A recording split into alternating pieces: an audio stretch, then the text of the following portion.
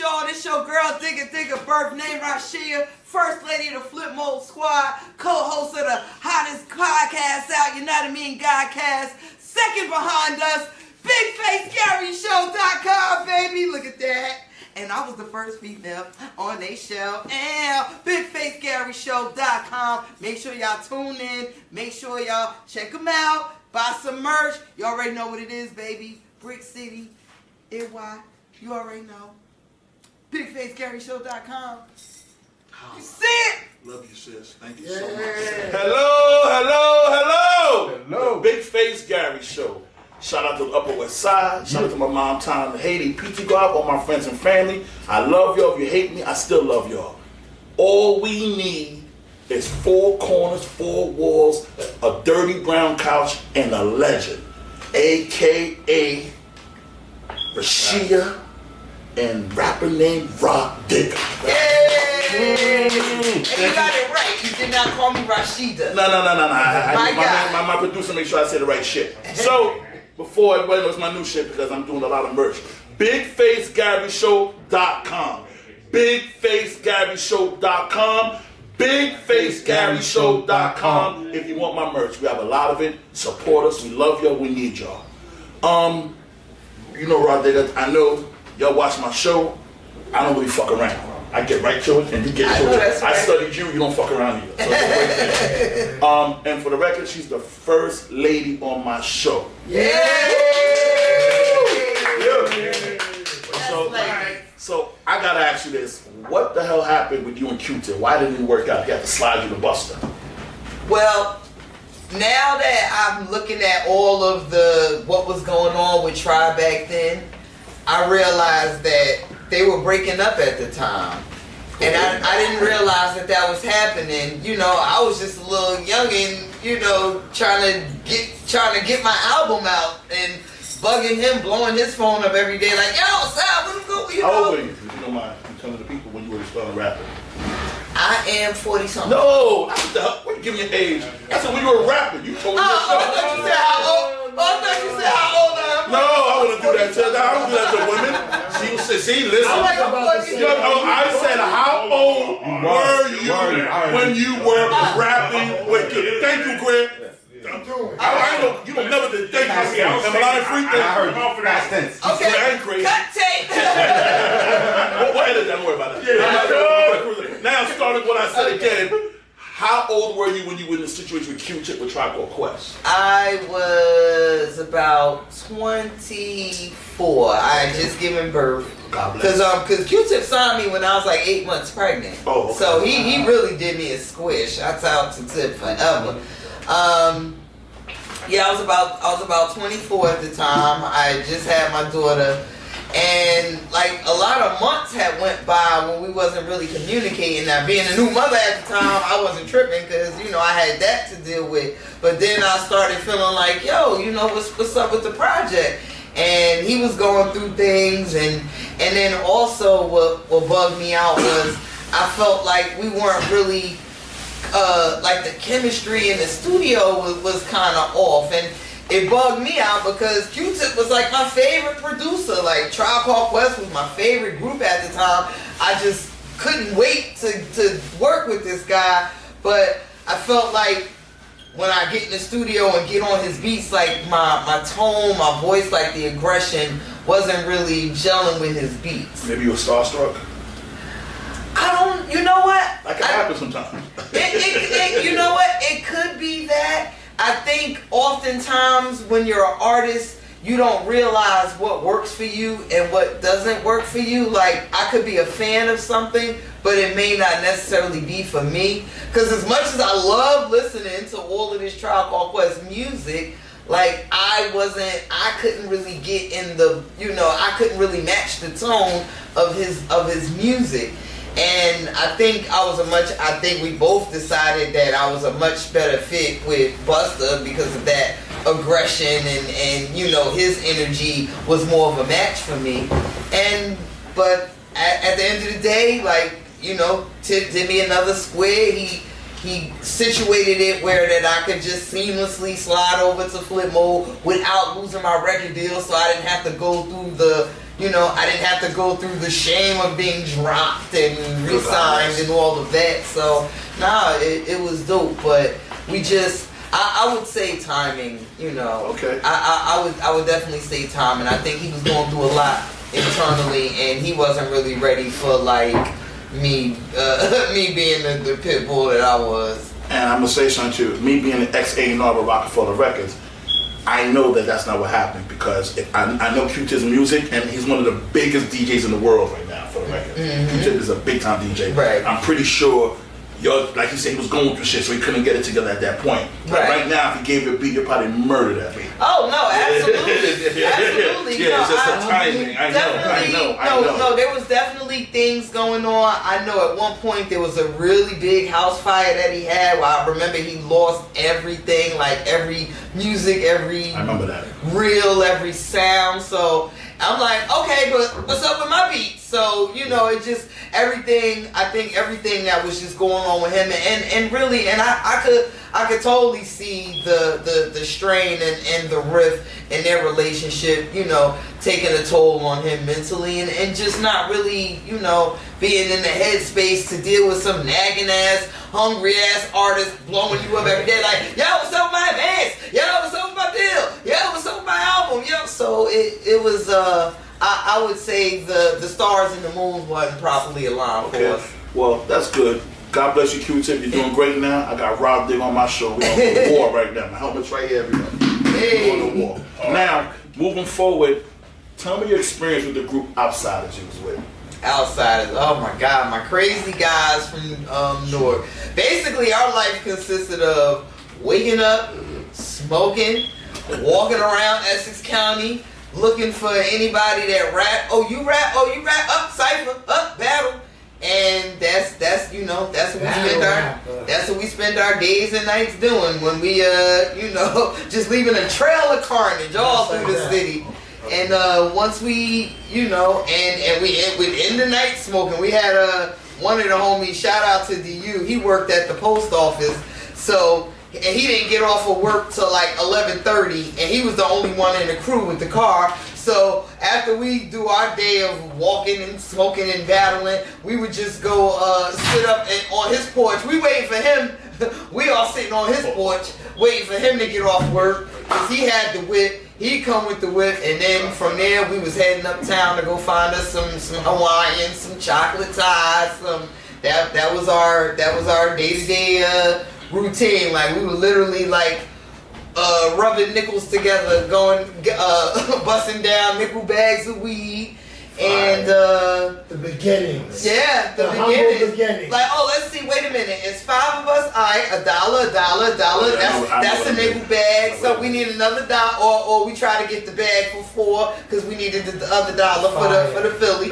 So, you know, if I get it for 4, I still gotta get roll up. So, you know, that was our. Remember we used to go 250. They had 2 for 5s too. Yeah. They had 2 for 5s. Yeah, that's so funny you said that. Me and my main man Greer, I started smoking first, but Gray was a phenomenal ball player. So I was smoking first, and Gray started liking weed. We said, yo, we used to get the bag. Gray called back, I said, yo, you funny. We used to be like, yo, we gotta have some liquor too, bro. So we have to get the right crew. We chip in. You got the Southern Comfort. You got yeah, we gotta get Southern Comfort. We gotta get the weed.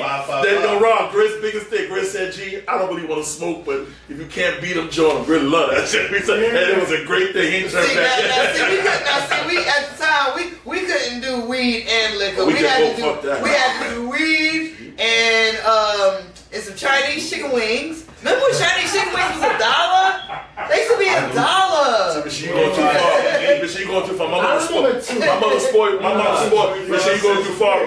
Rah Digga, my mother spoiled me. She had food on the stove. I used to get super high and just could eat my mom's food up. See? And that's what I gave myself. Why you eating so much so fast? My brother said he's fucking high. I had the wrong friends. See, we ain't had nobody friends' parents cooking for us, so I must have had the wrong friends. So now there was a gangster on the Outsiders. I didn't notice, and he's one of my favorite rappers. How was your relationship with Emenim? With M? Oh man. Well, see, I wasn't like the guys were closer to M than I was because I had just, I had the baby. Like now at this point, I'm somebody's baby mama, so I can't hang with the guys like I used to. But M was pretty much like, running with the guys, and the interactions that I had with him, he was cool. It was like, I feel like because he was a white boy, and at that time the white guys in hip hop were the underdogs. So I feel like he was going above and beyond to prove his dopeness, and kind of I feel like maybe that's where we kind of connected, because I felt like as the girl I had to go above and beyond. So anytime we had our hip hop outings, like I never forget this one time we did Wu-Tang's Park Hill Day, and and we're rhyming, and it's like the guys is a given. Like everybody's always gonna give it up for the guys, but here goes this white guy, and here goes this girl, and we gotta woo the crowd. So I feel like in those instances, we always had that connection of like, okay, we gotta be extra to turn it up. So M was dope. He was super dope. Yeah, he was super dope. Bizarre was the homie. Shouts out to Bizarre. Like Bizarre was the one that was collaborating with everybody first, and he brought Emenim to the fold, and then M just kept going. He stayed in Newark and stayed with us at the outhouse, and from there, the rest is history. We pretty much got our deals all at the same time. Well, we had group deals, like they had a D12 situation. We had our outsider situation. Then Ski signed Pace from Rockablock. Okay. And I was pretty much making my way into FLIPMODE through Q-Tip. Z was signed to Perspective Records, and then Rough House, and that's how the whole FUGEEZ correlation came about. So we were all doing our thing, like we milking each other labels and just making a name for ourselves. So crazy, Rob? People don't understand. They just see you rapping that she could fucking kill that Eminem's a monster. They don't know the political aspect, that count all the work you gotta do to get signed. They think I've been in studios, so I know the work you'll put in the cup. When you get writer's block for half a second, and you're like, what the fuck? Then the writer's block. No, not you. I need you to come and be like that. First of all, you never know somebody got writer's block because you ain't gonna tell nobody. You ain't gonna tell nobody anyway, Rob. You wouldn't tell nobody, so no one knows if you had it. But I used to be in the studio with my friends, my rappers, I naming them. They rap their ass off. They just ain't feel like rapping to. They feel like arguing with their chick on the phone. Okay, so that. Oh no, there's definitely, there's definitely those days. Like, man, I ain't wrote a rap in a week. There's definitely been those times. Even more so now. I'm like, I'm about to take some vacation. Exactly. But I think overall, like, any artist, like if this is what you do, like me personally, I feel like artists are supposed to get better with age. And I know they say like, if you don't use it, you lose it. But I think it's something that's just like in you. It's like muscle memory. Like if if that's what you do and you're serious about your artistry, you're gonna get better with time. And no matter how long you go not writing a rhyme, when it's time to get back in that booth, like you should be able to get right back to it. Like, yeah, it might take you a little longer to put some pieces together, or say if you're not in the hood daily experiencing those things that was triggering those bars, it might take you a minute to kind of put yourself back in that space. But I think, true artists, like, it's nothing. I feel like the artists that were focused on everything else, like, my image and this and that. Like, to me, though, from what I see, and then looking at my peers, my peer group now, like, to me, those are the ones that are struggling the most. You know who you sound like? You sound like Styles P. I had him in. I messed with him. He said, I'm a sniper. This shit. I keep 1,000 in my clip. With mine. He said, in my clip. I keep a clip in my just in case I run into something that got to be done. Exactly. Are you kidding me? As an OG, the last thing he said keep 1,000 in his clip. The last thing you want is to be like, is to get like smashed by one to be smoked by like some new artist. That's what he like, said. That didn't happen. You can't have that.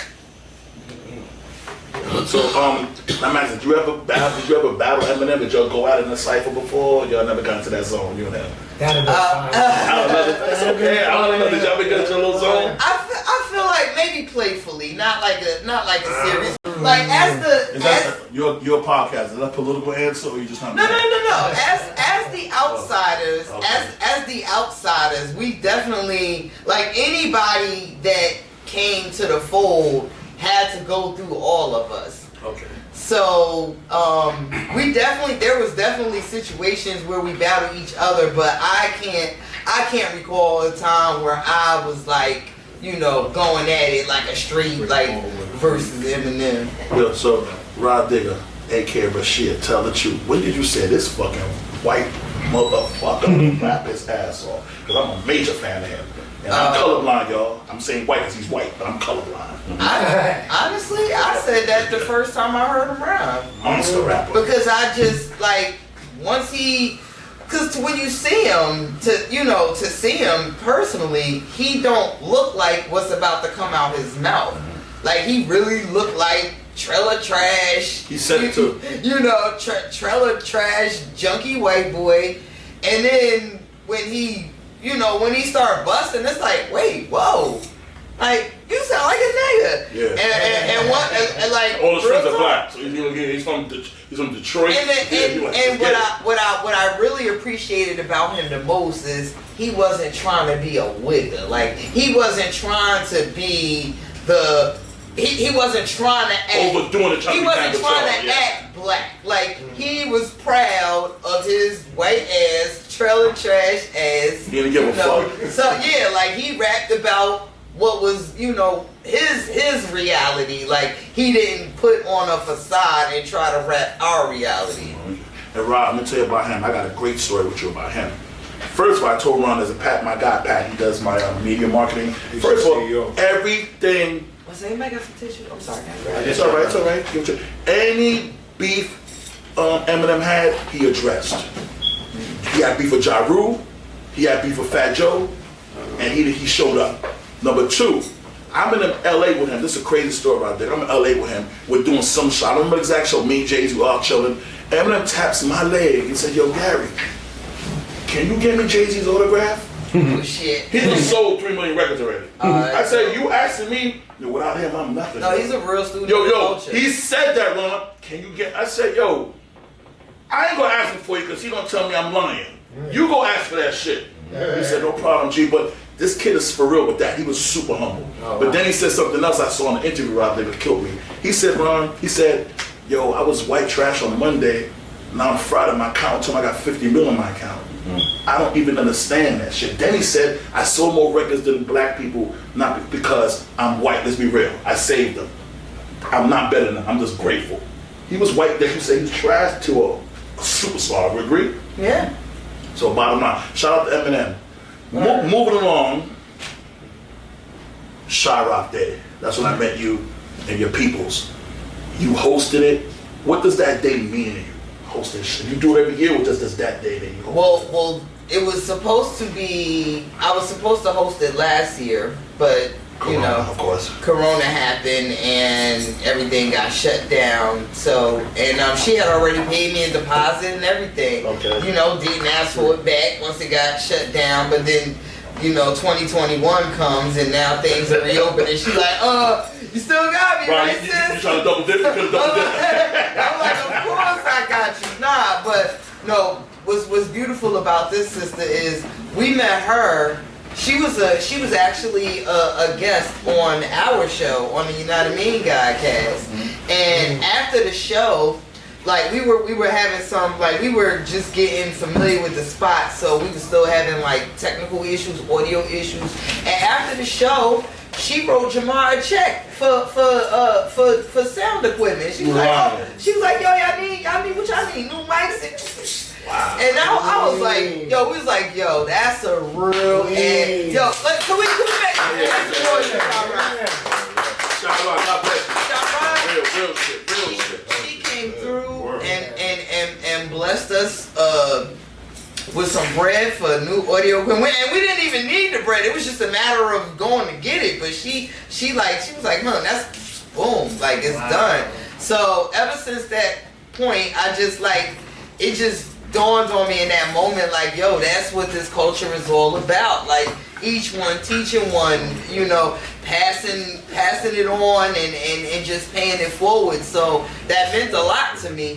And then she reached out to me afterwards and was like, yo, I'm doing Chirac Day and I would love for you to host it. And that's, like I said, it got shut down. But then this year I did it, and I think what makes it so special to me is that I'm a big stickler of hip hop history, and I'm always advocating, you know, to the younger generation, like, yo, know your history, know where you come from. Like, how you know where you going if you don't know where you come from? So that was basically me just practicing what I preach, like me learning about some of the veterans and even getting to see these pioneers perform. Because I always say, yo, the pioneers give way better stage shows than the young heads, and that has a lot to do with our recording process, recording reel to reels, having to record from start to finish, not the Pro Tools where they get to stop and start every 3 seconds, every 2 bars. You do the punch-ins. Yeah, like all that shit. You literally, like to this day, I don't punch in. You don't punch in? I don't punch. So basically you're like Jay-Z. You don't play that shit. I don't punch from. Gave a chance to Jay-Z. From start to one of my faves now. From start to finish. First take Jay. Because you had to. That was me. First take Jay. Now let me say what first take is to you guys who know the business aspect of A&R. Jay does a rhyme, he does it straight through, it's done. He don't go back, he just does ad-libs, it's over. Thank you, Rob. Then ask her the question then. What? Okay. We got questions. I know this is going. Question. Yeah, I'm first take, Rob. Who's your best MC? I know that I already know. Who's your best MC? Biggie, Jay-Z, or Nas? Be the best three. Nas. Nas all day. All day. Love you, Jay. I respect it because I can't. Because you know what I do? People get mad at me because everybody know I'm biased with Jay because of my situation. No, I love them. But you know what, Pat? You won again. Okay. Pat. I love them both equally, but Nas is just prophetic. But I will say this about Nas. I was a major Nas fan before Jay-Z. No. It's just I still love Nas. It's just that he was way younger. I raised him and I gave him the Illmatic CD. He can't get that. That's why he fell in love with Nas through me. But the only thing with Nas that bothered me, and I say in the world, now he's a great businessman, good guy. He took so long to put out an album, Troy. Jay-Z put out an album 15 years straight. Nas took 5 years to put it. That's what bothered me. I'm gonna be honest, you know the game. You can't take too long for an album. That's too long. I'm guilty too. I'm a one-hit album every No. But you was raising you know what? You was raising your kids, you was doing what you had to do. But that's my thing. But Pat, you won again, so fuck you. Let me go forward. Fuck you. I'm kind of mad at you, but I'll get you later. But you know what? I was right. I was there with Jay because Ski. I need a moment. Ski produced my whole demo. I need a moment, right? Ski produced my demo. So when I was going through my please listen to my demo, doing the Maria Davis at Souls because I was pregnant doing that too. I was right there with Jay. Jay was performing his 222 song. Right. I hear everything. 36 seconds. I lost 2 in a row, man. I lost yesterday. Okay. I didn't get a second. Shout out, Jay. Jay, I battled for you. I lost 2 days in a row, Jay. Jay is the greatest to ever do this. Are you kidding? Jay is the greatest to ever do it. Major Jay-Z fan. Nas is just my favorite MC. Ever since I heard "The World Is Yours," I knew Jay was special. I knew Nas was special. I like that boy. That he is not of us. He's a monster. Okay, now I got destroyed, but I'm feeling better. I had a shot of Cheeto. How did you get signed to Dossaville? Bump, skitty, bump, skitty, bump. How I get signed to Dossaville? Well, okay. Let me tell you. We're doing homework, Rob. No, we work here. Check it. Let me tell you how I got with Dossaville.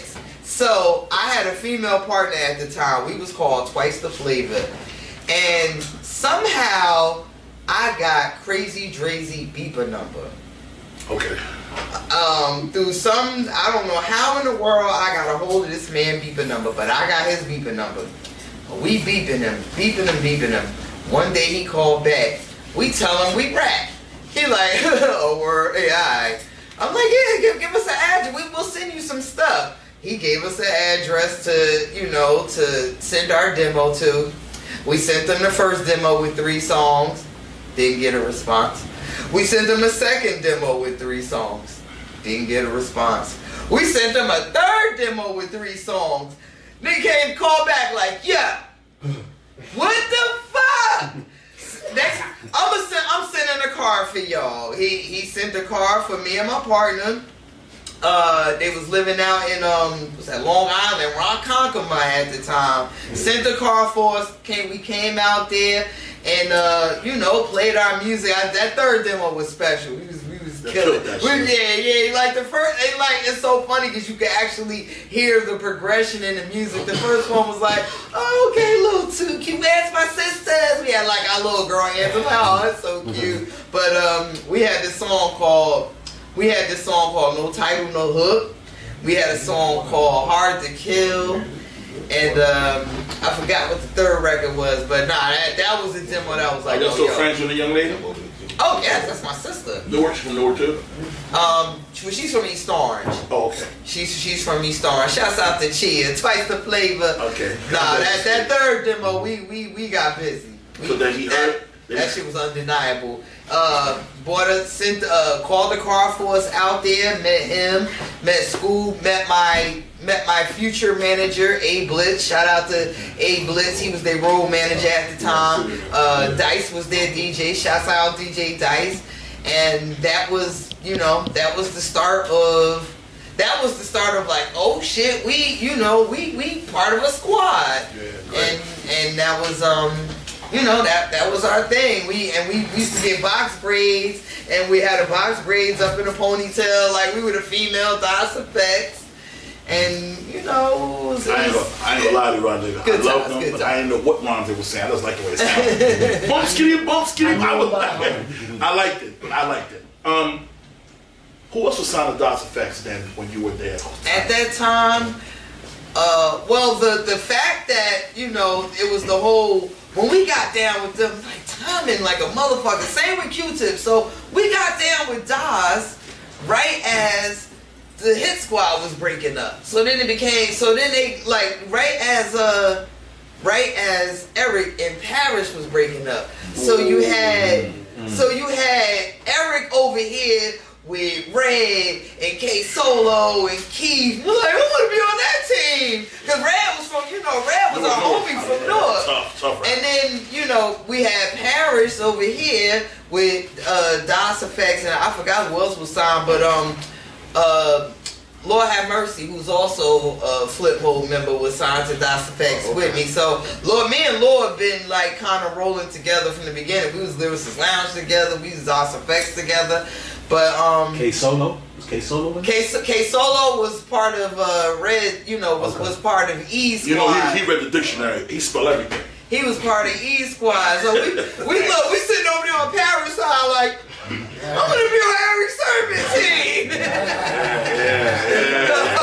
Yeah. But you know, but that was, you know, that was definitely a tumultuous time too for the guys. I mean, unbeknownst to us, because you know we wasn't in grown men business like that. But that was definitely, I would say, probably a hindrance in what we could have done together. We would have been like the female group, and you know, imagine if they hadn't broke up, and we would have been able to move forward. I don't know. It might be a different Rah Digga.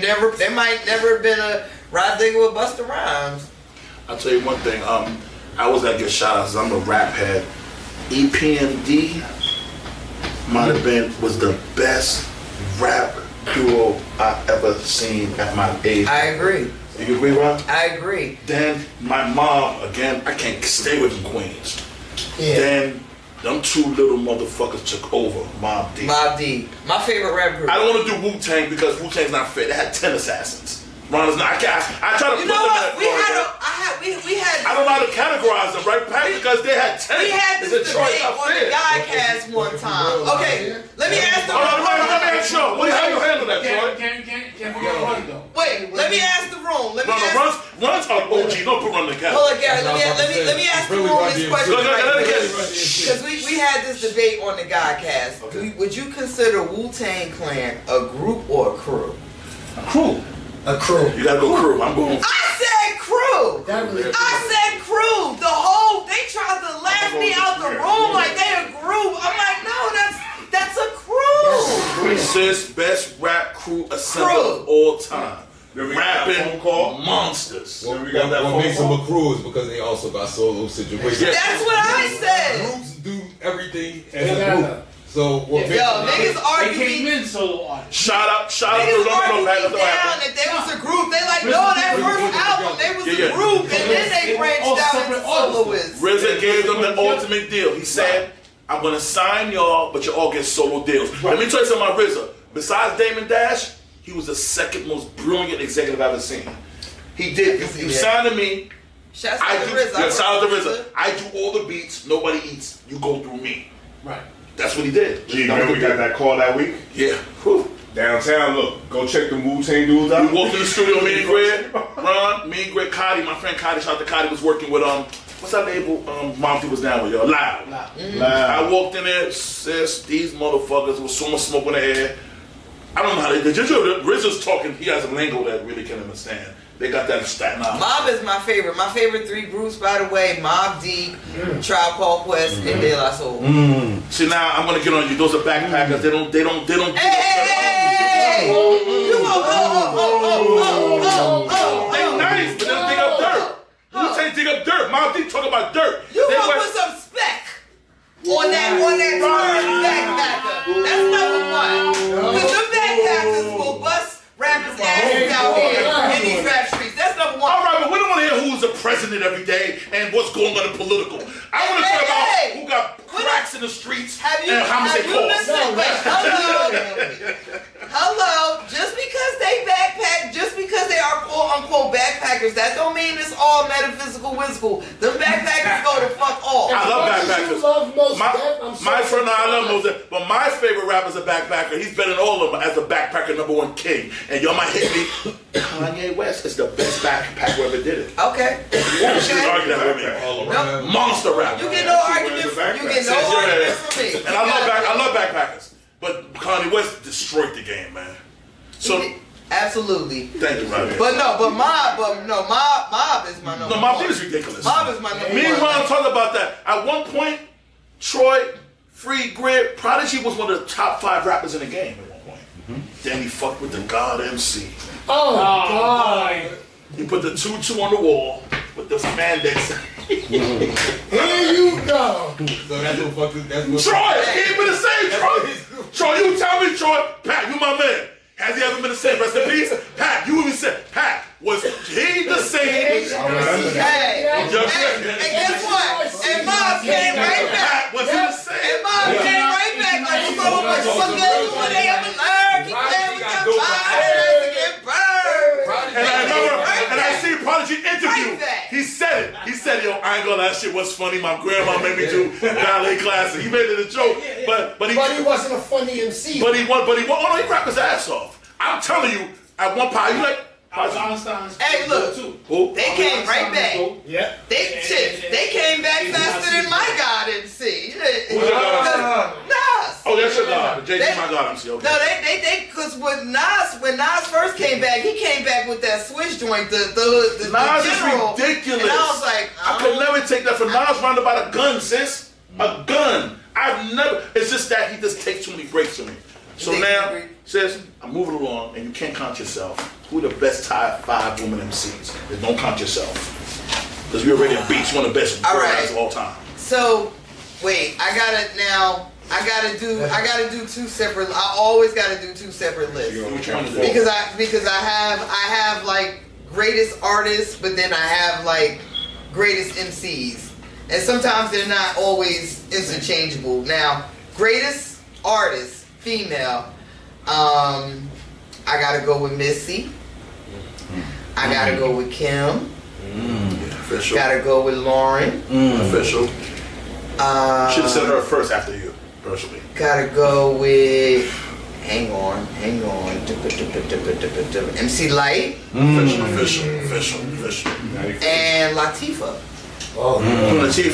Latifah. Official. Those are my Killed that shit. Those are my 5 greatest artists. Now my 5 greatest MCs, like who I'm calling right now today if I gotta go tag team some bitches. Yeah. I'm calling Rage. I'm calling Shauna. I'm calling Bahamadia. Wow. You go way back. I'm talking about bitches that still go right now. I'm talking about first-hand knowledge of not skipping a beat, like right now. Okay. I'm calling Rim. And I'm calling. Hang on. There's somebody gonna cuss me out. All right, I make mistakes too. Hold up. Gangsta Boo. Gangsta Boo. And it's gonna be sad. I don't lie on my show. I don't know who Gangsta Boo is, man. Gangsta Boo. Gangsta Boo from 365. Oh, okay, that's fine. Okay, I'm sorry. Beast. I don't remember. She's a beast. I'm sorry. Who raised you, Gary? One thing like about me, I'll take that. Shout out to Tito. I'll take that. And now be clear. Now when we say all time, like I recognize there's a lot of dope females now doing it, but when we're talking like all time, like I can't put you in an all time conversation unless you got at least 20 years in it. So now there's some young girls right now that I call to choose some heads, but I'm not putting them in the all time category yet. Well, I'm feeling great right now. My 3rd shot of Tito. I feel stronger. The more I drink, the stronger I get. So basically. Oh, shouts out Jean Grey too. Hold up, let's see what I do because my boys. Shouts out Jean Grey. I need a moment. Hold on. Excuse me, Troy.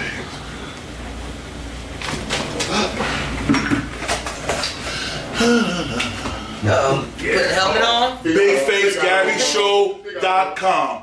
BigFaceGaryShow.com. BigFaceGaryShow.com. Merchandise. Come get it. We got you. We love you. Granddad at You is one of my second guests here.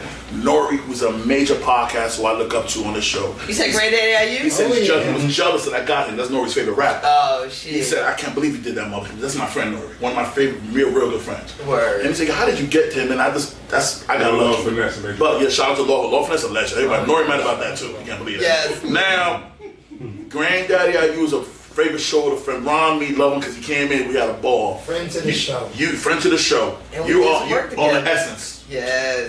Yeah, come on, man. My man Ron, the producer, is my producer. He does a great job. Ron, what's your favorite? Like, tell me the experience you had with him. The record you did with him, and how was it? And Fame. Let's go ahead. Fame. And how you still able to I know you said that you feel like your skills get better. Your skills got better. Like you were still riding that, and you was with Fame, and you was on the IU beat. I appreciate it. Yeah. Well, for starters, that beat was fire. Like I didn't even know he was like coming like that. To be honest, like when I reached out and was like, "Yo, working on an album, wooty woo." Like he went through the channels, like people's reached out to my people, like Granddaddy, you word, he make beats, like I had no idea. So I'm like, anytime a legend reach out, of course I'm obliged. Like, all right, yeah, hell yeah, I'm with it.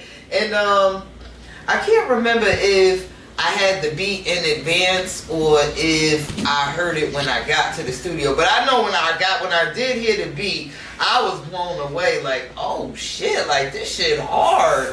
And I know it was supposed to be Fame and Billy, but I don't know. I think Billy might have been on the road or something, and Bumpy ended up getting on it. But went in the studio and I wrote the verse in the studio, laid it down, and he was on his A&R shit. He he was on his straight Diddy shit, like hit that line over.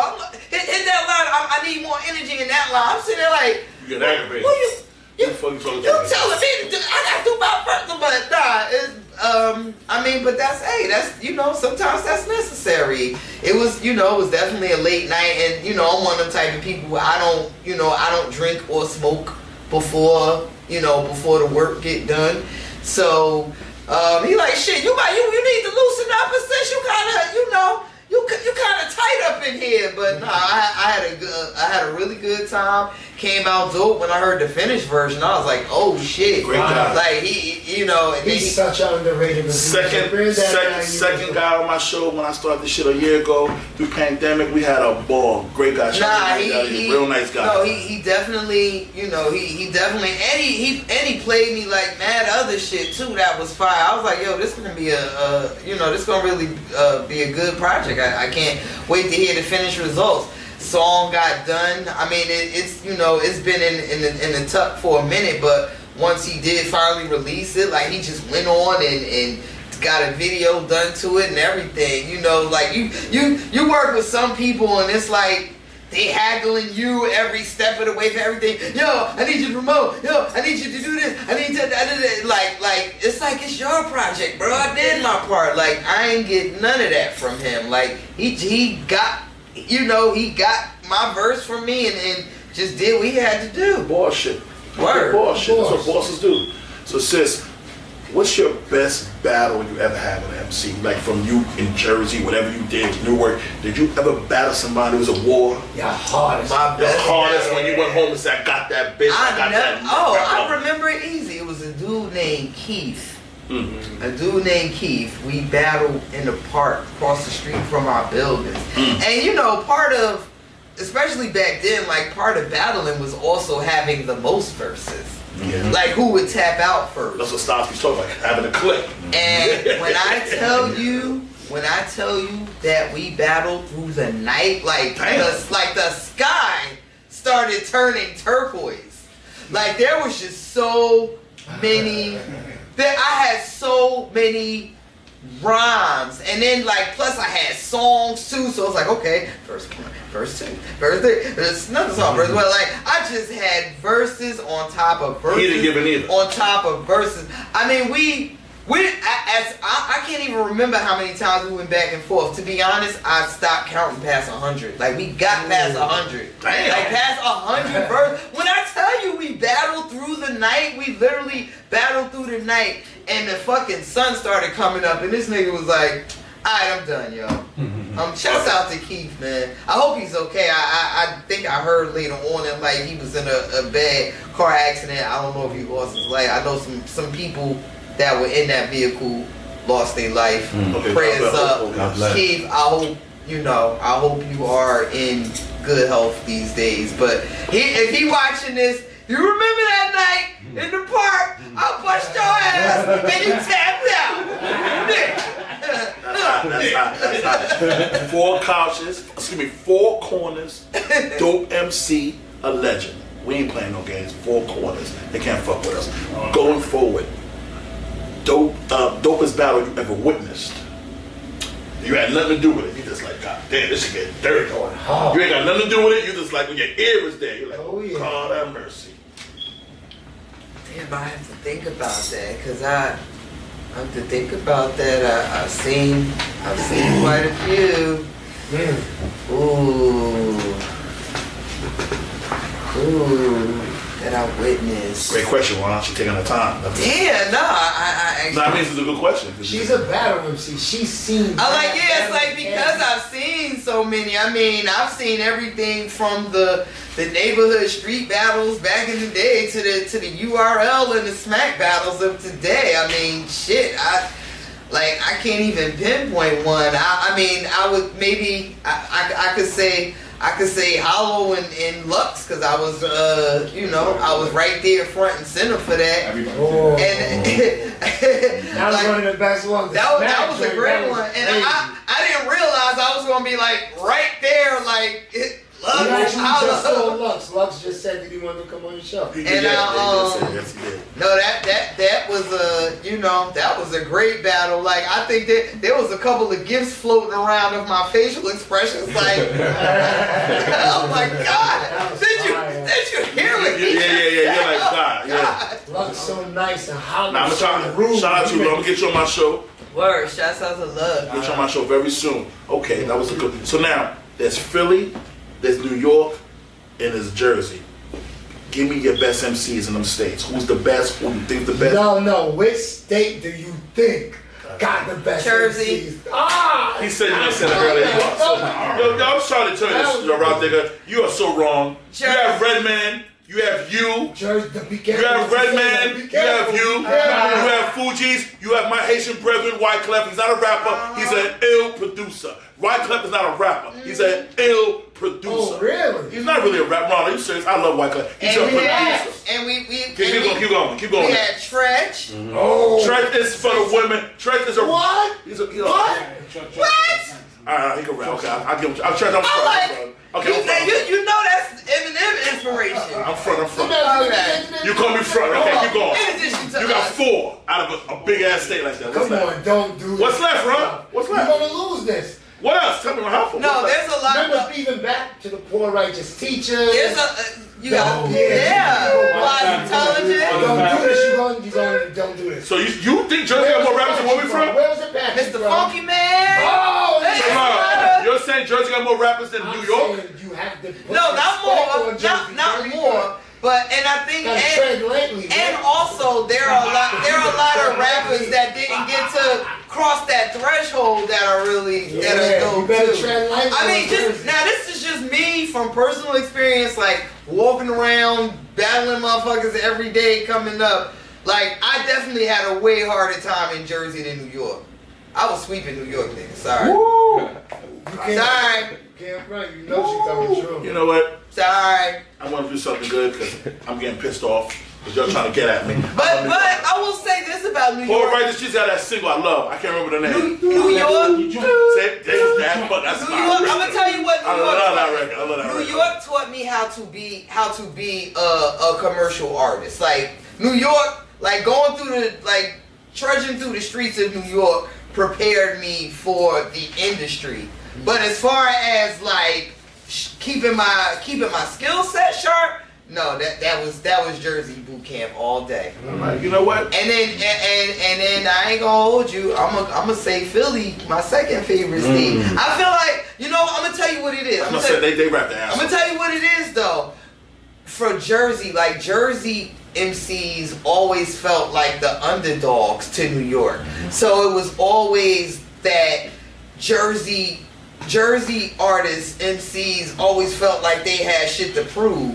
Like, and T.I. just recently said this on our show. There's like a sort of a cockiness that comes with being from New York. It's almost like you don't have to have the sharpest skill set. All you gotta do is say you from New York and you won. Now we super arrogant. Whereas everybody else feel like they gotta go above and beyond to make it in New York. So put the hungriest Jersey artist next to the hungriest New York artist. I'm sorry, it's gonna be a long day for that New Yorker. See, you're Rah Digga. You're so nice. Your friend is here. I'm getting so aggravated. I'm gonna hold my composure because you're doing great. But you know what? Well, you know how many rappers come out of New York? But you know what? Rest in peace, Big L. He was killing everything. He was killing everything. That's Shout out to McGruff. He was killing McGruff, everything and everybody. No, he's killed. So now, you being a battle, you're special because not only you can rhyme your ass off, you're a battle rapper. Why you never battle Lady Luck or Remy, or just like fucking let me call them, go to war with them, see what they got. You might get killed. They might Smack, yeah. Why you Smack. never Why you get never like get a Queen smack? of the Ring or? Well, I'll be honest. I don't feel like I really like studied the battle realm in that capacity. Like I feel like once like smack became a thing and those things became a thing, I was pretty much like commercial rapper already. And then there comes a point where like you almost have to you have to say to yourself, you know, is it worth it? Because when you're commercial artist, you have way more to lose than like, you know, than the average battle rapper. So I never said I would not do it. It just wasn't at that time. It was out of my realm. Like my battling days was like very early cypher walking around the street. Now where battle rap is at right now, you know, the way it has evolved, like I would need to study some folks' personals. I would need to, you know, that would be a realm that I would really need to like practice and prepare for. Like I ain't gonna say like, oh, I'm just this big bad bitch that can kill everybody. Like nah, that's a whole different ball game. So great answer, because battle rapping is you knowing who the person is, where they from, and you're smart, because that's what it is. Exactly. It's like no, I would really need to like study and do the knowledge, but I mean shit, for the right bag, hey. I heard shit. Cassidy out here getting 200, and Joe and y'all shit. Hear that right now? She said for the right bag. For the right bag. Hey. One thing about Ron's my producer, but he doesn't like to really talk a lot because Ron's real. If they talk bad about Ron want to fight. Ron, I'll fuck you up where you at. I'm getting to my point. Me, I ain't gonna lie to you, I could never battle rap. Because you say something to me in my face, I'm gonna punch you in your face. Because I don't want to hear my mom, they say shit don't make no sense. Your daughter, your mama, Troy, I'm gonna take a brother head off. So Ron, keep it real. It's disrespectful. Ron said, that's why Ron said, I'm the face of the show. Ron said, I'm here. Because they disrespect BG, where you at, I'll fuck you up, Ron. And then just imagine, like, these people, you know, and a lot of these people are friends and kicking with each other, so it's like, you gaining that personal knowledge inadvertently and shit, and then it could be used as a weapon against you in a battle. Like, I vacation with Remy before. You know what I'm saying? Like, then we face the fact, well, you know, Lady Luck, that's like my... That was a good one, Digga. That's like my daughter and shit. It's like, now it's like, she know, we from the same hood, like, we all know each other personal life. Now we about to go battle, man, I be mad as fuck. Like, I'll beat the shit out of you when this is over. I think I got a daughter 14. Ron, no, I got one. All my friends got kids. You say something about my daughter, I'm gonna take your head off. It's right like there. So I know. So I have to say that. I respect the battle rapping shit's ridiculous. Troy, you see what you be saying? Your mama, your this, your that. Yo, I gotta commend everybody in that room. I love it though. That's the strength of it. I can't do it, Ron. I can't do it. I'm scared for that. They shit, and they show no mercy. No mercy. Your dead parents. Like she said, Ron. Your dead homies. You grew up with her. Ron did grow up with you. You my bitch. I love you. Now we trying to get a bag. Fuck your mama. Your bitch. You. Wait till this shit over. Right. Like, I don't know. All right. Who's your favorite girl rap battle rapper? I'm too sensitive. My favorite Official. Official is my favorite. That's my favorite. I like Official. My favorite. Where Official from, Ron? New Orleans. Okay. Yeah. That's my favorite. Big O. Yeah. Bardashian. Shout out to Word. Now I'm gonna say this is a little emotional, sensitive, but I don't care. Not for you. I'm super pro-black, and I've been up top. My friend's been up top. You know what that means? I don't know how people let Vlad expose your shit and you put yourself out there and embarrass yourself. It could never happen to me. I know for a fact with Ron. Great ain't never been up top. Great, smart. You pick your battle. Vlad, I feel, exposes black people and gets a big check every month to make a mockery out of us. It won't happen here, not with me. Now, how do you personally feel about Vlad? Well,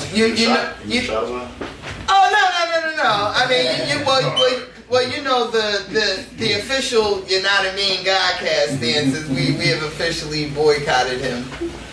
Oh, I got some questions. I already know good. I don't like the style. I will say this.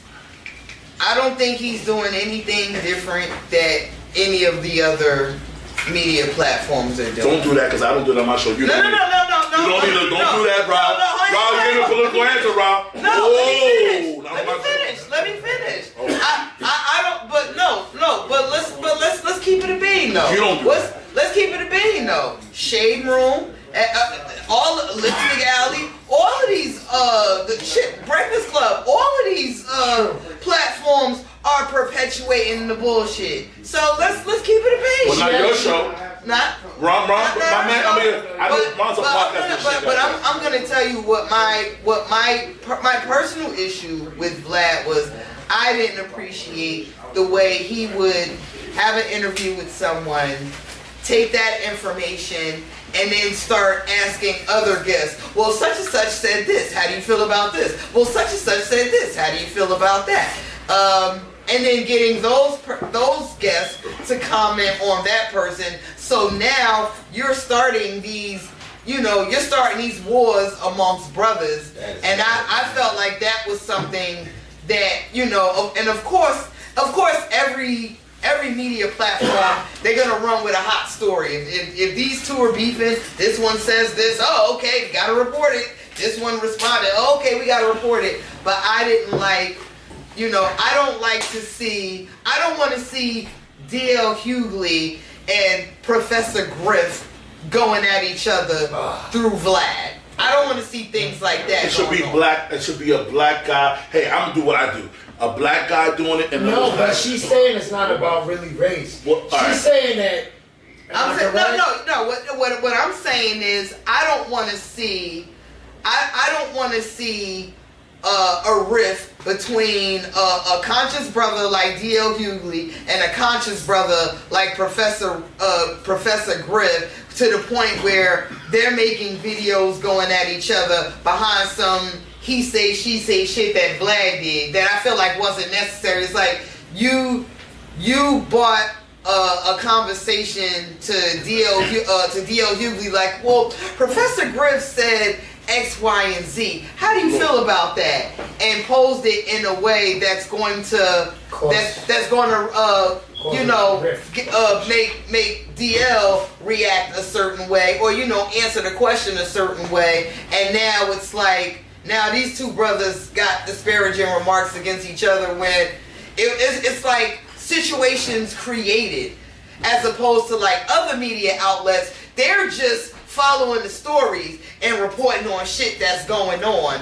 Whereas I feel like Vlad was literally creating situations with this method of asking all of his guests about comments that a previous guest said. And it actually was part of the whole blow up with Jamar and Emenim, like asking every single person, well, Jamar said Eminem's a guest in the House of Hip Hop. How do you feel? Well, Jamar said Eminem's, it's like, okay. It's like he's creating beef. He's an instigator. Exactly. This goes to instigator. Instigating. That was my issue with Vlad. There's a word I want to use, but Ron, we're trying to get sponsorships. I gotta be nice. When I get a little, my paper get up. No, you won't.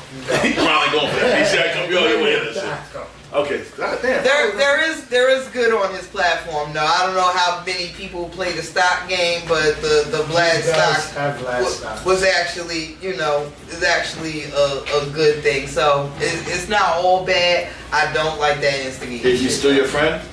No. We weren't really friends like that to begin with. She just like me. No, we were friendly.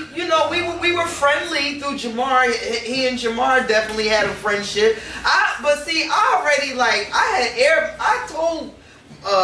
expressed my grievances to Vlad. I felt like in my entire career, I've been doing this over 20 something years, and the two times that Vlad TV reached out to me was when I was beefing with Tyler the Creator and when I was beefing with Iggy Azalea. And I'm like, so everything I've done in my career, these are the only two times I hear from Vlad TV. So I'll let him know that when he was a guest on our show. Okay, now I'm getting deeper. Do you think Vlad is a racist? I do not. Okay, I do not. I mean, for all intent and purposes, like, he was a cool dude. Like the couple of exchanges that we had, I felt like he was a cool dude. He runs his platform a certain way. I'm not the biggest fan of that, but outside of that, on some personal breaking bread, it was a it was a cool time. Okay, well, that's a good thing, because I'm glad. Because I don't even think he's a racist. I just think I don't even think he's a racist. I don't think he's a racist. I think he's, I think he built a platform. I think it's about that paper. Yeah, I think he built. I think he built a platform, and he is, doing what he needs to do to sustain it. Okay.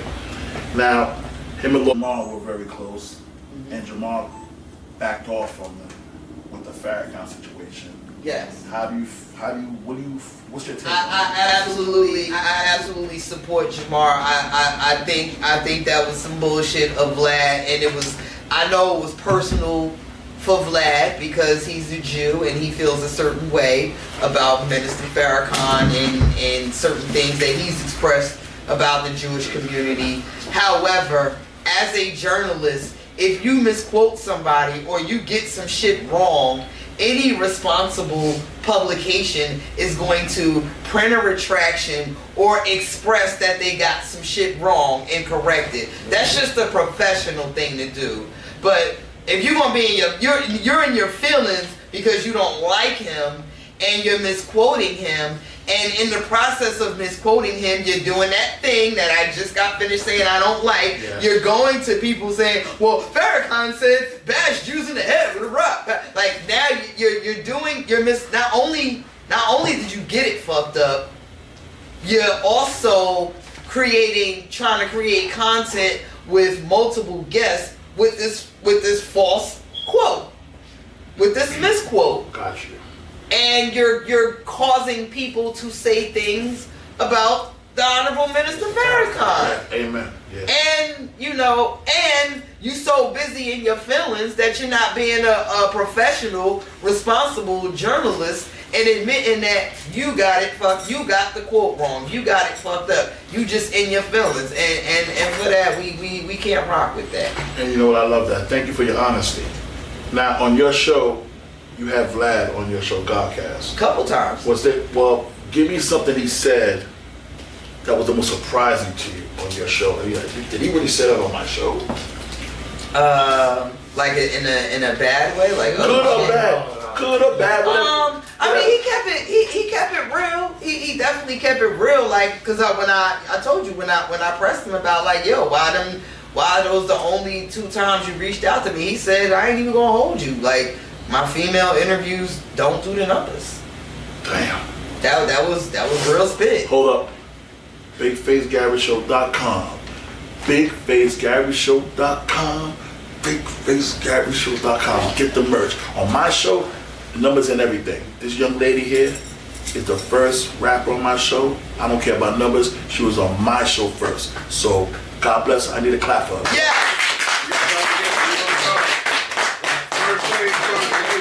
That means a lot to me. I'm very humble with that. That means a lot to me. I mean that. You're the first ever. Hope more come. Now, do you think he wants to apologize about Farrakhan? He's just stubborn.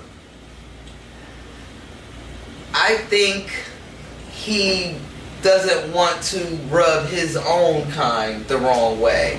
Because there's such a rift between the nation and the Jewish community. I think he feels like if he does do anything, polite or politically correct on behalf of Farrakhan, he may have some folks to answer to in his congregation. I can't confirm or deny. I can only speculate, but I just think that the Jewish community feels so strongly about Minister Farrakhan that maybe pride won't allow him to apologize. Okay, moving forward. You actually are, like, to me, as a black woman, an above average actor. And you did 13 Ghosts. Yes. And you did Carmen. And I looked at it. You were very good. Why you didn't continue with that? I think you did well. I did. I just ain't getting none of the parts.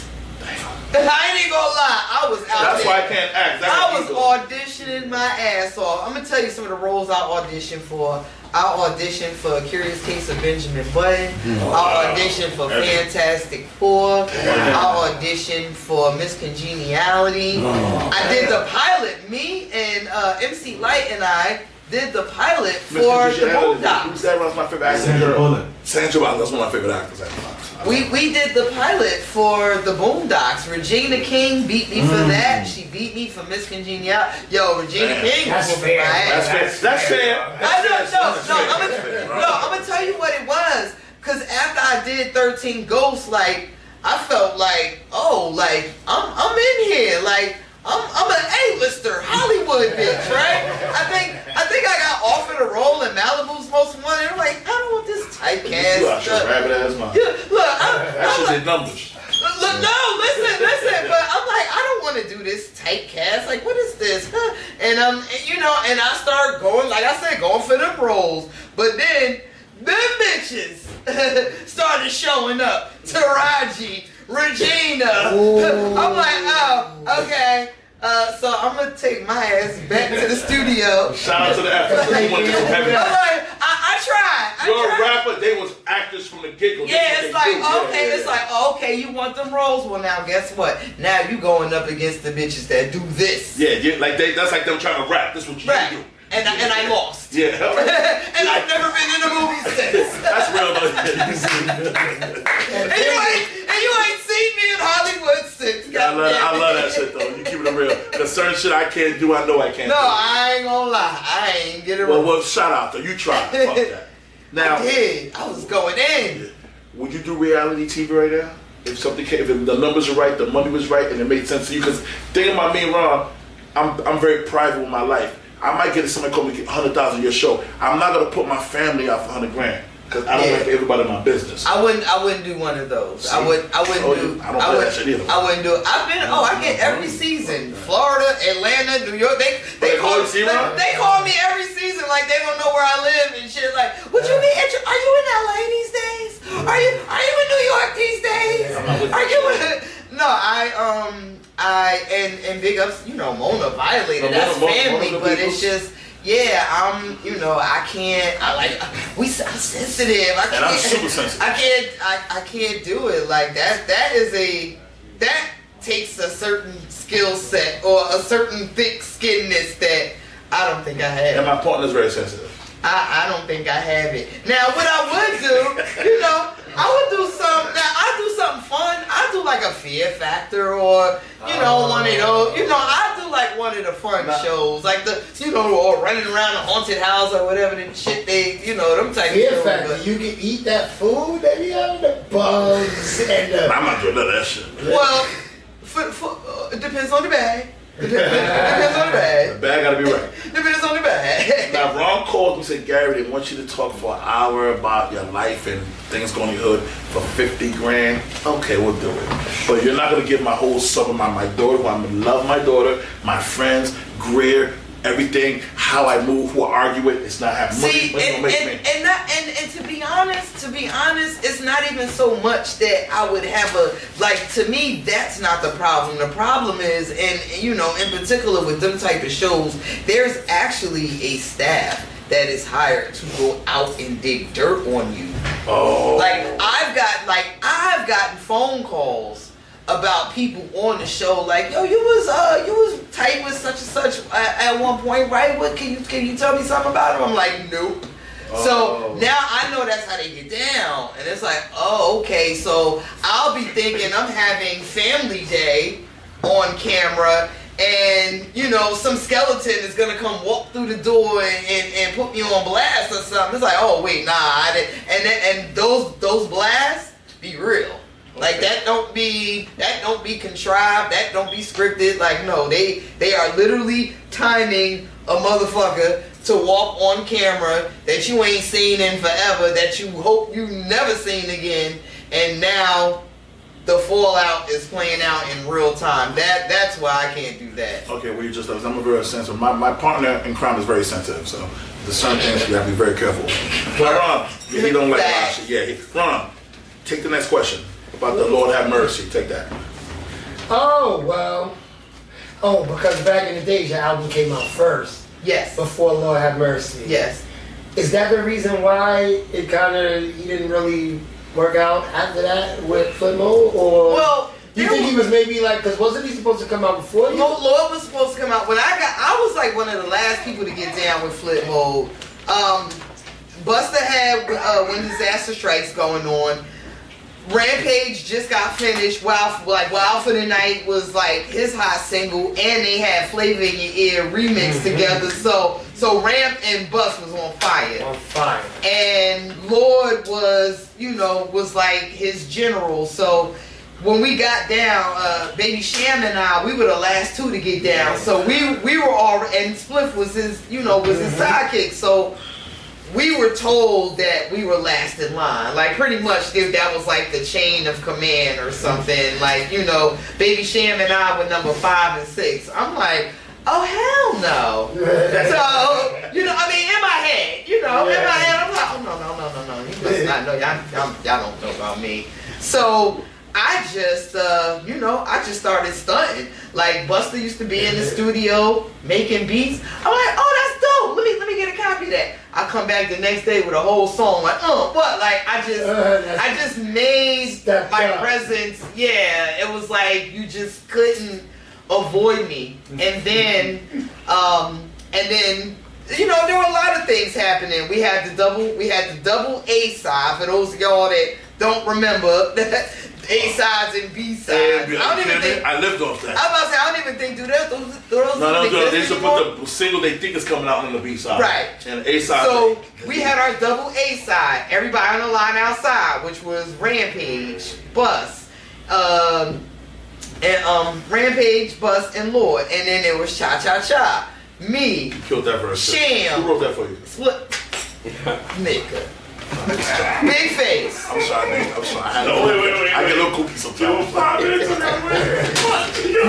Anywho, I'm a forgive you. Troy to shake his head. Troy to shake his head.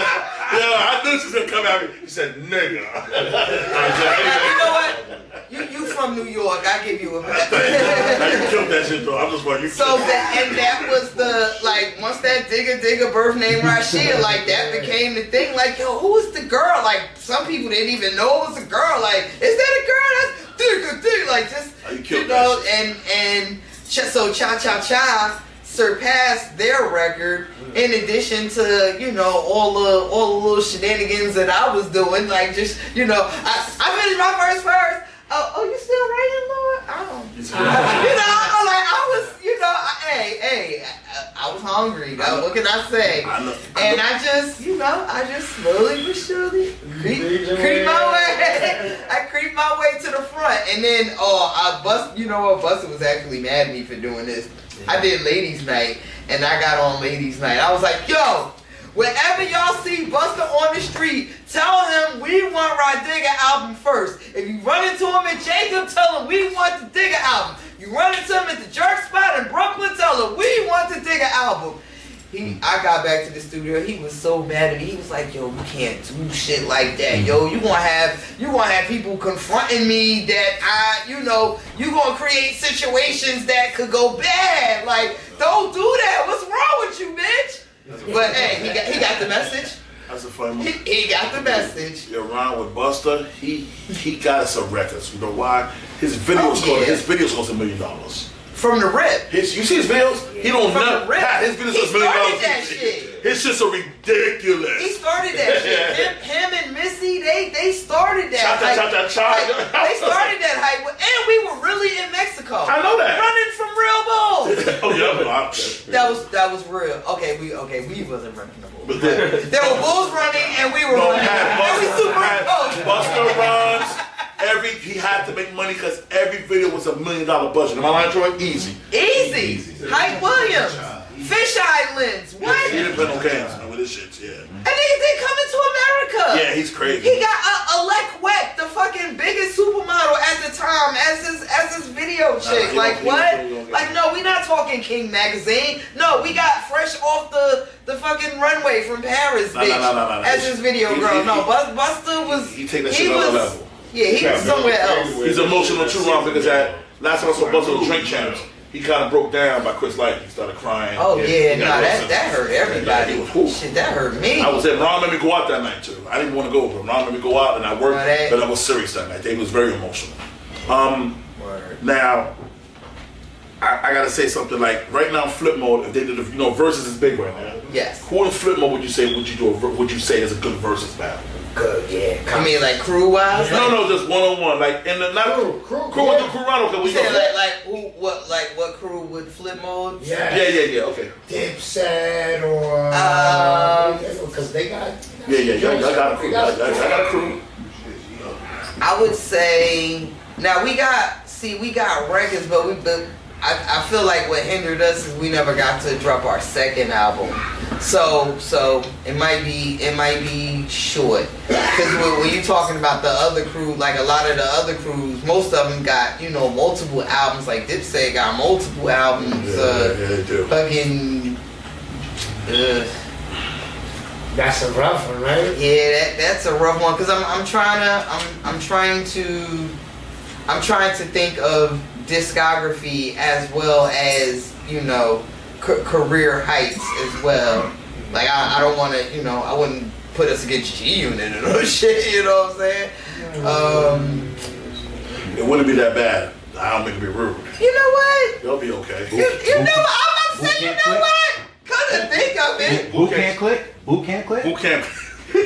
Ron is I go with y'all. Helter Skelter? Ron. I like this. Yeah.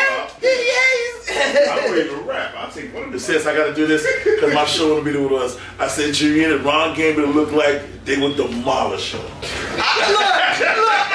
I wasn't even. Ron came in like, hold on. y'all don't got a shot. He gave me a little bit of confidence. Yo, Pat, Ron looked at me. Ron said, Gary, are you Hold on, no. Wait, because I was over here like this, right? Gary, you can only affect Ron. You can only get this on the Big Face Gary show. Ron said, Gary. Nah, but your man's gave me a Clipper a hope. He said, okay. He said, I'm not nice. Yo, you can only like this show. Yo, Pat, I looked at Yo, since Ron looked at me, and I looked at Pat, I didn't even look this way. But Ron said, Ron let me right on this thing. Ron went like this. Gary, I know you trying to be cool. They will demolish you. I was already. Look, But Ron right though, those are different type of fuck products. in that moment, I was just turning my pink slip. Like Lord Banks, at that point, Ron is right was killing everything moving. Hey, I got a song with Lloyd Banks. Okay. What is you saying, Ed? Lloyd Banks tough though. What is you saying? Rah Digga. Our versus Lloyd Banks. I think you're a beast. But from you understand, it's just that you ain't shot my crew left in your pocket. Okay, so next, let's see who else we got. Terror Squad. Y'all some stupid motherfuckers, Ron. You're right, that's some of the things on my show. Our Flip Mode album against the Terror Squad album. Let's go. Alright. You know what? No, you know why? Because not for nothing, I wouldn't mind seeing Busta and Fat Joe in the versus. Everybody keeps saying like Busta and Missy. I don't see it. I don't see Busta and Missy. It's like, nah, y'all looking at the Hype Williams. Fat Joe got a natural getting singles, but Busta is killing. Busta's on another level. But the fact that they both, I mean, they both got like early. They both got the same like timing, crew, crew shit, individual shit, come back. Every generation with a smash hit like that, for me, that would be a great versus. Wow. Yeah, that was some for you out there. I fuck with you, man. Wow, that's legit. That would be a great That versus. might go down now. So I can see. Okay, so I can see Flip Mode. So I was reaching with G. Yo, know what I'm saying, son? My crew. Yo, I didn't even look at K. I looked at Ron. Ron dropped his ass. And I ain't gonna lie, out there, I thought, forget everybody. Lord, no. The reason I thought about it, free, Lord Banks, at that point, was killing everything moving. Banks got a joint. Banks got an album out right now. Shout out to Lloyd. I would love you on my show, Lloyd. No, let me tell you, I opened up for G Unit one time. Big festival in Oslo and in Norway, and Connecticut?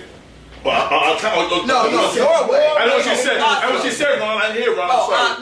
No. She ain't claim it, Ron. I'm sorry. Oslo, Norway. Okay, that's out the country. I'm sorry. Pardon me, y'all. Yeah. When I tell you, women, I'm not calling bitches. Women were passing out left. No, men were people were passing out. They were literally lifting people up and like carrying them, or passing them off to the edge of the crowd to triages. Like they had triages set up around the perimeter of the crowd. I mean, this crowd, we talking like 50, 60,000 people. I was just happy that I was like, I'm right before G Unit. I'll take that. Wow. And how was that? Nah, that was when 5th and G Unit, like they were at their height. And when I tell you they rocked that motherfucker, At that point, it was tough. they tore that motherfucker down. Like every record was like a hit. Pat, like, yeah, was not the best rapper, but that 50 Cent, third in the game. But you know what? But every crew has their every crew has that character. Old Dirty Bastard was that character. That's my shit, Ron. Every crew got that character. We have one in the Outsiders. Like Spliff is that character in every crew has that character. Like You ain't lying. Yeah. Now, I gotta say this next question. Like, Lord Jamar, I don't even know you. I want you on my show. But bro, you gotta loosen up a little, man. Like, cause you just seem like fuck that. I had your man on my show, Alan Mo. We had a great time. So you're invited to my show whenever you wanna come. We're gonna have a ball. So moving forward, I only see one person check you. And this is your sister, right? When you're out of line, you're bugging. Like, that's your relationship, and you just can't take it when you bug. Now he's mad fun off camera. Like it's like Lord Jamar is Lord Jamar, so he's gonna be Lord Jamar wherever you put him. He's not conforming to whatever. I'm gonna make him laugh on my show. Jamar's gonna but I say that because when he's in his zone, when we're doing our GODCAST. That's what he do. It's like he's gonna preach the gospel. He's gonna drop that knowledge. And when we're off camera, no, he's fun loving, jokey. We smoke hella weed. Like we know that. smoke me under the table. I'm like, God damn, and shit. Like you see, he spoke on the show. But no, he's definitely, he's definitely, not as tight as he is. But don't be a sucker. I'm actually getting on my show. I would love him here. I'm sure he would love to be here. Yeah, just I get like he's so. No, yeah, it would be now. See, sitting in the guest chair. No, he's definitely gonna be. I think I think you'll get a more relaxed, more fun Jamar. But when he's steering the ship. He's gonna do what he do. Every now and then, you gotta have the co-captain tap him on the shoulder, like, bruh, we running into an iceberg. Scale it back. And I know how to do that. It's a great show. Too. No, great show. I looked at it. I don't like a whole podcast. I'm sorry, y'all, but your show is great. I watched it. Thank you. I'm like. I never thought I'd see myself doing a podcast with Lord Jamar. But it's funny how we came together. That's an interesting story too. You want to tell that story when you wait? What do you mean? What's up to you? What do you mean? Well, how we came together? We want to How the podcast? You want to hear it? No. I don't know. I want to see how you met Lord Jamar. How'd you do your show? Go ahead. Well, basically how it came together through social media because when I made my statement about Iggy Azalea in hip hop, I was getting dragged, I was getting nailed to the cross. Oh, you racist, blah blah. What happened to female unity? I didn't feel that. Not from not in the Bronx and not in Queens. Oh, nigga, I was a hot topic on Wendy. Oh, you was a hot topic, but I felt like we understood the truth. No, you understood it, but I'm just saying. I'm saying like everybody got their hive. So no, her hive. They was coming. it was, you know, in that moment, it was major news. And somebody had hit me up one of the trolls had hit me on social media and was like, you just like the female Lord Jamar, because at the time, you know, Jamar was already going through his thing about his comments to Emenim, and Jamar replied to the comment with an LOL. So now it's like a tag with all of us, like me, Jamar, and this troll. Like, so a troll brought us together in real life because the troll made this comment to me, and Jamar responded laughing. And then I replied, I was like, oh no, nigga, you still supposed to give me number one. No. I was like, but I might be your Pippin right now. I think I'm a strong second right now. They on my ass right now. And then I saw him actually talk about it on Vlad asked Jamar, how do you feel? Digga recently just said Iggy ain't real him out. He was like, Vlad went and Vladed to Jamar, and Jamar and Jamar spoke very highly of me. He was like, it's dope that, you know, when veterans and shit speak up, like, we need more fearless people like that. And then I hit him up and thanked him, like, you know, thanks for having my back, and then we just started chopping it up, and he told me that he was starting a podcast. He might have been maybe like 1 or 2 episodes in. I was his first guest. I was his first female guest. And numbers went through the roof and shit. And he's like, yo, we need to you know, I want you to be my permanent host. And I was a little nervous at first. I was like, I don't know, Jamar, you know, you kind of crazy. You know, you be talking kind of crazy. I mean, I feel you, but you know, I got all different kind of fan bases. I don't want to rub anybody the wrong way, you know. But you know, but at the end of the day, I you know, knowledge trumps all, so it's like, fuck it, let's do it. Godfrey's on there, I see sometimes. Yeah. But not all the time. Is he like... As of lately, both Godfrey and I have been traveling. So I'm, you know, I don't like to do it just from my phone. Like, I like to do it when I'm home with my headphones and my, you know, with my whole setup. But I've been traveling so much. Look, since the world then reopened, folks is cashing in on these pre-pandemic deposits, because I just celebrated the 20th anniversary of Dirty Harriet. Wow. April 4th, 2020 was the 20th anniversary, and I had a whole tour mapped out, like collected deposits from all over the place, Chirac being one of them, and then everything shut down. So there I was sitting in quarantine with a bank full of deposits. Yeah. And guess what? 2021 rolling around. They're like, Digga. Now you gotta do what you gotta do. Yeah, now, you know. But, so basically, I'm doing so much traveling now, it's been hard to be, you know, in my podcast zone.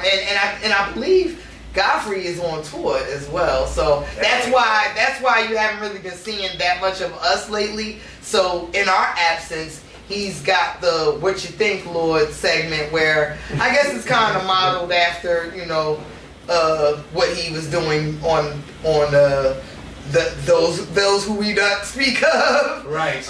Where he will get asked a question and he's just allowed to be his unfiltered, unadulterated self. Great. Now, how did you get in Flavor Unit? In Flavor Unit? Well, I'm gonna say I was a Flavor Unit understudy. I wouldn't call myself an official member of Flavor Unit. I was a youngin' in the hood. I met Shakim's. I met Shakim, who is Latifah's manager. I met his little brother, and I was with my homegirl, and she thought that was Shakim. She was like, "Oh, that's Latifah's manager." And then, you know, I'm trying to be a rapper. I'm like, "Oh, where?" And I meet him, and it's not Shakim, but it's his, you know, it's his little brother, and you know, we ended up being cool and kicking it, and from there, I just started kind of like going everywhere and doing everything that everywhere Flavor Unit was at. Like I just, you know, tried to be there and be a part of it because that was Latifah was the person that made me take it serious as a career. Like made it seem like something that I could do in real life because she was from Jersey. Like I didn't. Before that, everybody from New York, you know, New York looked like a different planet. You're a little girl from youngin' from Jersey, but once I saw Latifah doing it, it was like, hold up. And people from Jersey, I'm like, oh wait, this is something I can do for real. So that's when I really like started going out, trying to make a demo and stuff. Okay, so now moving along, BigFaceGaryShow.com. BigFaceGaryShow.com. BigFaceGaryShow.com. Get all the clothes you want, all the merch. Call Frankito, we got you. Hey. BigFaceGaryShow.com. I wore the helmet. We going to war, man. I love y'all.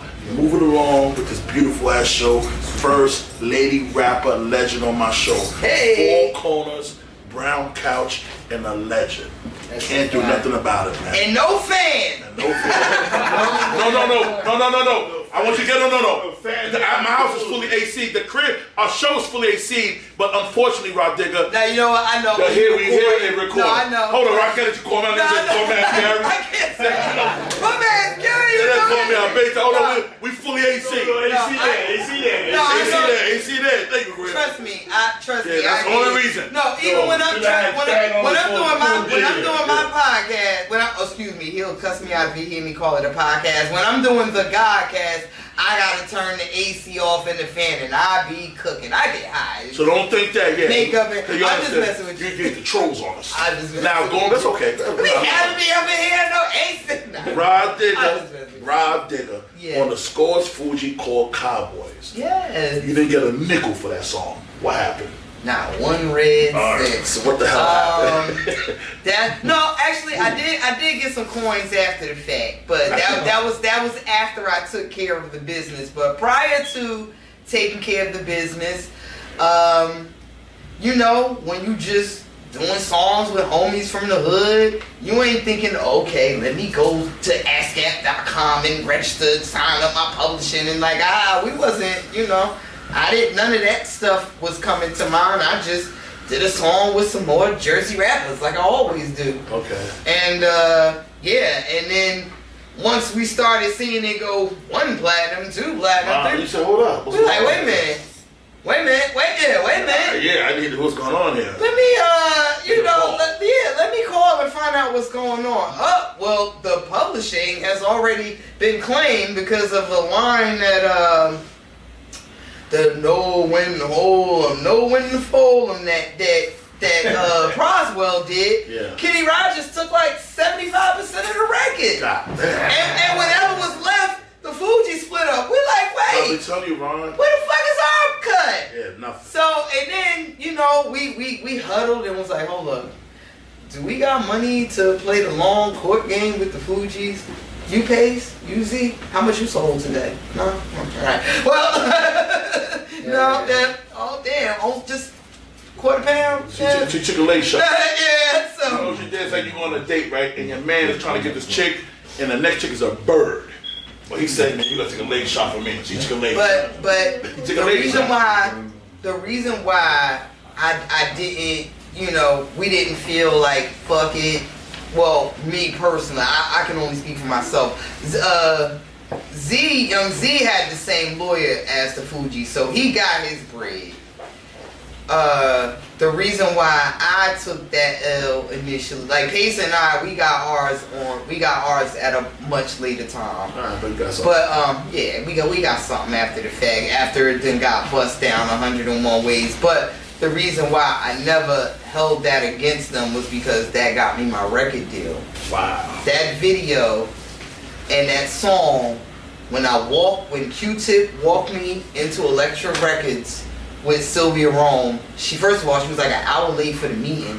She came in and she was like, that's the girl that was on the Fugees album, right? Oh yeah, okay. I didn't know you was pregnant, but okay, go ahead. So, I was 8 months pregnant. Remember, I told you when I met her, 8 months pregnant. she was like, okay, draw up the paperwork. That's the one with the rapping with Laura, right? Okay. And left. And just like that, I had my record deal. So all of the Lyricist Lounge shit, all of the walking around Jersey battling this one and that one, ain't none of that shit mattered. The fact that I was on that multi-platinum album Got you your deal. with the FUGEEZ Yeah, is what caught Sylvia Rone eye and got me my deal. And at that point, I just said, you know what? I gotta charge it to the game. Well, you know what? And it worked for And fair exchange ain't a robbery. Like I always tell about Rockefeller Records, regardless of whatever, this and that, Big's brother named me Big Face Gary. If I wasn't with Rockefeller Records, my name wouldn't mean shit. So it took me to where I had to go. I wouldn't have met you. My name is getting me people who love this. It's a big thing, and I'm blessed by that. Some things you have for a to, reason. you have to charge to the game. Now, And that was one and of that those. was it. And look at you, you're great. The people's, everything look great. Now, Thank you. when you met Lauryn Hill, was she naturally gifted, or she got her craft better after, from what you know? Well, I've always seen her coming up. She literally lived one block away. Like if we're in New York on 125th Street, she lived on 126th Street. She literally lived on, I wouldn't even say that far away. I'm gonna say the next corner. And where I live, Seton Hall University is across the street from both of us. Okay. But on my side of the street is Ivy Hill Buildings, that's Newark. And then on the very next street is where the houses start, which is South Orange. And she lived on that block, and I lived in the buildings. And so I would always see her like in the park or just kind of like in passing growing up. And then she was on Sister Act. It's like, oh, okay, that's the girl from around the corner. It's like, I always saw her. And maybe every so often, we may have played together, but she was, but that was South Orange, and then I was over here with the North kids. Now, that very first FUGEEZ album, they were a different FUGEEZ. Everybody knows that. They were not, they were a band. They were looked at as like a band. But once I actually got in, by the time that I got to personally know her and, broke bread and was in the studio with her, no, she was already that monster. Okay. But that was second album, FUGEEZ. Rah Digga, nobody could brashir. No can't call you a hater. You give good answers. They're not political, but you like me. I keep it 1,000. Oh, I'm gonna keep. No, because people are suckers. No, I keep it 1,000, and I give people their flowers. Like I dress better than Ron. But I give him his flowers because he's my little brother. Absolutely. So I dominated in so many. No, levels. I'm so not a hater. I'm actually, I'm a woman. I get periods. I have petty moments, but even in my thrashings, I'm still gonna thrash with love. So it's always giving people their kudos, because I'm a big karma person. I'm a big energy person. I'm big on karma. I like to emit the same energy that I want to receive. So I'm not going to do things or carry myself a certain way or be a particular way to people that I know I'm not good with. So I just walk it how I talk it, man. So Ron, I'm gonna tell you what's so funny about me, like me knowing you as an MC after, because my first time I saw, we didn't have a deal yet, Jay's and them. We was at Apollo, and I seen this little motherfucker from Newark. I called it a girl version of Jay-Z. This little girl, I'm please thank you, I ain't calling it that B word. I don't mean no harm. It's just normal when you're in the hood. I didn't say it, thank God. She was blah blah blah blah blah blah blah. But then when I heard you rhyme down the line, you're more street. I don't know how to say. She's more, meanwhile, when you box, you sharp. You look like you're gonna body slam a motherfucker. Does that make sense? What I'm saying? Yeah. She's sharper, we're rapping, but you a dog, but you just gonna body slam a chick. Bomb. She's sharp, but let's get it. But if you gotta go that route, all right, Lauren, give me an album, let's make you vibe, and let me go your route too. Let me see, let's get smooth with it. Hey. Yeah, does that make sense? Let's get smooth with it too. For sure. Yeah. But shout out to Lauren Hill, one of the best woman MCs of all time to me. Best MCs, period. Yeah, she's one of the best. Yeah, right on top of the line. I mean, you're one of the. She just, I was amazed by her. She took a major break. I don't know her personal issues, not my job, but I'm telling you, Lauren, I bow down. You was a monster rapper, monster. Absolutely. This interview is so nice right now. I'm getting a little emotional. Aww. No, because the shit is going. When that shit go good, I feel good. Now, when was the last time? No, I'm about to miss it. In your car with your peoples, when you just feeling good. Who's in your car? You playing Cardi, Nicki, Biggie, Jay, Nas, Lil' Kim, or you're not playing none of them? Because sometimes people don't even listen to your own work. You know what? I don't like listening to my own stuff. Ron, and I don't see my pop. Excuse me, not trying to big it about me. Ron, after I do a show, do I ever look at my show? No. I don't. Pat, I don't look at my show. Becky, I don't even look at my show. Ask anybody free. I don't even yo Troy. I never. Ron, am I lying? Nope. They get on me. Pat, am I lying? I don't look at me after. I don't like looking at me and listening to You're me. free. I feel like, ooh, I'm bugging. They tell me shit. No, Ron, you know what's crazy so though? Gary, I got a best friend who's like a solidified Rah Digga fan. Like she popped my CD in the way She don't hear about nothing. like I'm popping in a Mobb Deep CD or something. Yeah, I know you know. That's And my then friends. she'll put it in while I'm in the car. I'm like, You like, yo, turn that shit off. That's how how Ron, like, Pat, it weirds me out. Ron man. kills me. Ron, yo, you know how dope. Yo, Ron, I don't care. But so you don't really listen to nobody else, but you just do. I listen to everybody else but me. Yeah, but now I like that. I listen. I mean, I definitely listen to more older stuff than newer stuff. I'm listening to Nas everything. I'm listening to I listen to a lot of Griselda. I love them. I listen Ron put me to on. Yankee Ron put me on Griselda. They talk. Do you like Shay Noir? I do. I do too. I do. And like I said, you know, there's some younger ladies that are going off, but I can't put them in, put them in the greatest conversation. They're gonna earn their I bones. forgot to mention Shay Noir on Netflix. Yeah. God They're gonna earn damn it. their bones. Forgot to mention Shay. Ronito, this next question is yours. Hard. With the Shantae sisters, that's you. I want you. Oh no, that was because I looked at an interview and you were saying back in the days you wrote a rhyme pretending to be Shantae's sister. Yes, I inserted myself in the Roxanne Wars. And I you did. said you inserted yourself, right? And she's one of the greatest. But we had IU on here. IU said that he wrote her battle rap. And I know how you are about the battle rap. Yo, he wrote her diss record back in the days. He said in the interview. Yeah, remember that, yeah. Just the one. You know what? She can rap. I'll be honest. Over the years, I've learned about a lot of ghostwritten raps from the pioneers that, kind of took my breath away. Like there was a point at one point I was getting so much information about who really didn't write that I was feeling like, well, damn, am I the only shit right? But and yes, that is something that's very quintessential to me. But I also understand that being that this is my career, I also understand that this is a business, and sometimes the song just gotta get done. Period. Sometimes the means gotta justify the ends. Yes. The type of artist that I am, I'm definitely gonna judge you. I ain't gonna hold you. You can still be my favorite. You can still be the greatest. I'm judging you. You low key won't be my greatest, but I won't take away from your accomplishments. Okay.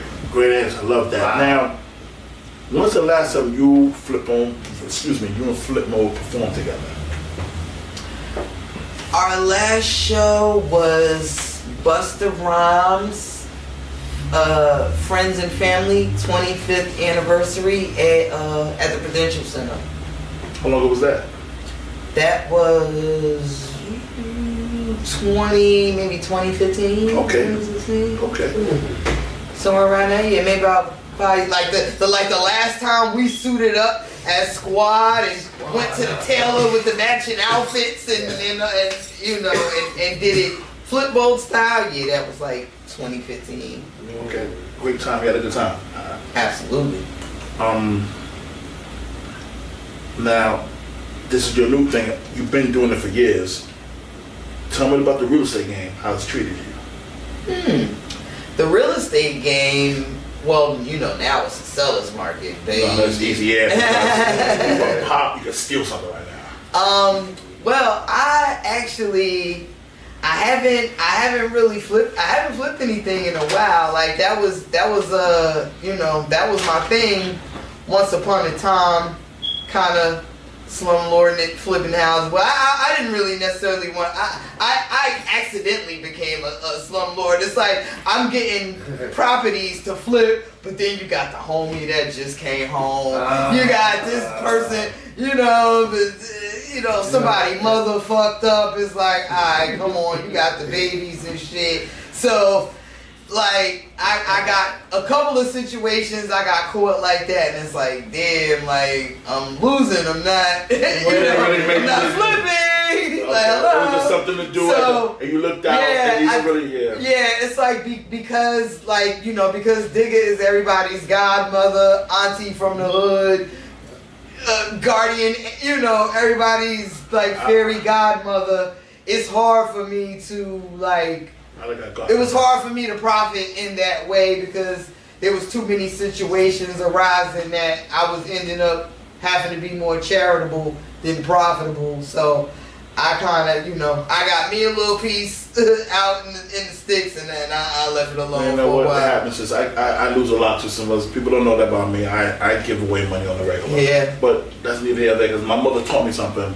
If you're doing it, don't look for nothing in return. Just do it exactly. So go ahead, man. You don't do it to talk about it. You don't expect anything in return, and you don't give away what you can't afford. And I'm about to say that's something me and Ron talk about all the time. If I give you something, believe me, I can afford it. That's right. Because I want to do it. That's right. So now, rest in peace, Black Rob is a good friend of mine. I know him a long time. Before hip hop, I just knew him. He's my friend. I was doing shows with Black Rob to this day. You did a War remix, which was great. I heard it today. I'm not gonna lie to you. I forgot about the War remix. I don't like to lie. Ron, you killed that shit. That was the only one my verses would be crazy. Yeah, you killed that. My verse, no, I'm talking about my verse, Z-U-Z. My Rah Digga verses, you know, we kikied about FLIPMODE, but I can't think, I'm trying to think. It's funny, Ron, I don't know who I could put you against. You could put her. Well, Ron, you didn't put that question. That's your job. That's my motherfucking job. You talking celebration? Man. Hold on, Ron. We pat on the Black. He talk a lot of shit about hip hop. Right now, who would you put against Rah Digga? In a verse. In a verse. Right now. He talk a lot of, you know hip hop, though, I ain't gonna lie. Right now. Versus right now? Right now, against Rah Digga. Let's see, yeah. Let me see what you got to say. Yeah. Ooh, you better come up with something. You got. Yeah, I'm gonna let you think. I can tell you what name comes up the most. That's good. That's a good one though, because Foxy keep up. I was thinking Eve for But you know why? It's to me that's good. But Rah Digga again is more Beanie Siegel. That can take your ribs out. Foxy's more commercial. I was about to say I think Foxy would best me in like commercial hits. But that's. What about Rage? I'm help because I'm a little Rage. The gun. I see Rage. Rage is my I see thing. Rage. Okay. What you think, Ron? I've heard. I think she's better than that. Okay. Rage respect. Frankito, you got Frankito? Because I probably would best her commercially. Yes. I would say Red. You know what? That's what. You know who I go? Mia X. Nah. Ram. You know what? I think with Mia, I think it would be a regional thing. Only because, like, you saw how Scott Storch versus Manny Fresh went. It was like, if you're from New Orleans, you think Manny Fresh won. If you're from, but still, the music is still like. But the contrast, I can see it. I hear Remy the most, but mainly because like we got one album, we got one crew album. Yeah, I got duets with Busta. She got duets with Joe. We got feature. It's kind of, you know, like our energy kind of matches. And y'all both fire. I hear that the most. And you're both fire. But I ain't gonna front. My only concern with verses is like I don't know if I could go the whole 20. That's a lot. Yeah. I don't know if I could go the whole 20. That's the I mean, I don't know if Rim could go the whole 20 Now- either. You But can do that's- 10-10. we can do like a 10-10. Now don't 10-10. get me At wrong. least she honest. Now, She how don't real get she me wrong. is. She said that's a lot of 10-10. Do I got 20 things? Absolutely, but a lot of it, like I would start going into bags that I don't know if the commercial versus world. But you ready use for. those first in verses. Cause you know, I would go into, okay, I got this joint with Talib Kweli and Exhibit.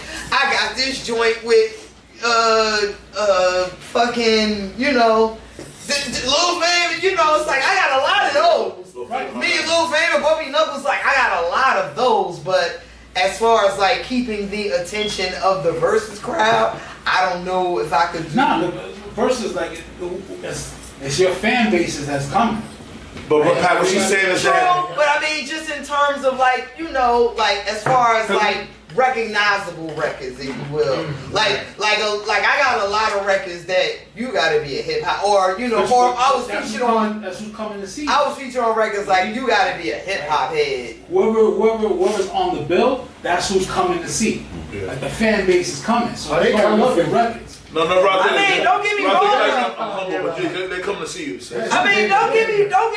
I would pull 20 out my fucking vagina shit. But hold on, but Rah Digga. I would pull 20 out that. But Rah Digga, hold on, I'm gonna do your favorite word. They gonna give you a bag too. You gotta pay. Hey, The bag comes. I mean, for all of the, you know, for all of the tension and the notoriety and the streams, the post versus effect. Hey, I'll learn motherfuckers 20 records. Like, oh, you ain't heard this record with me and Lauren?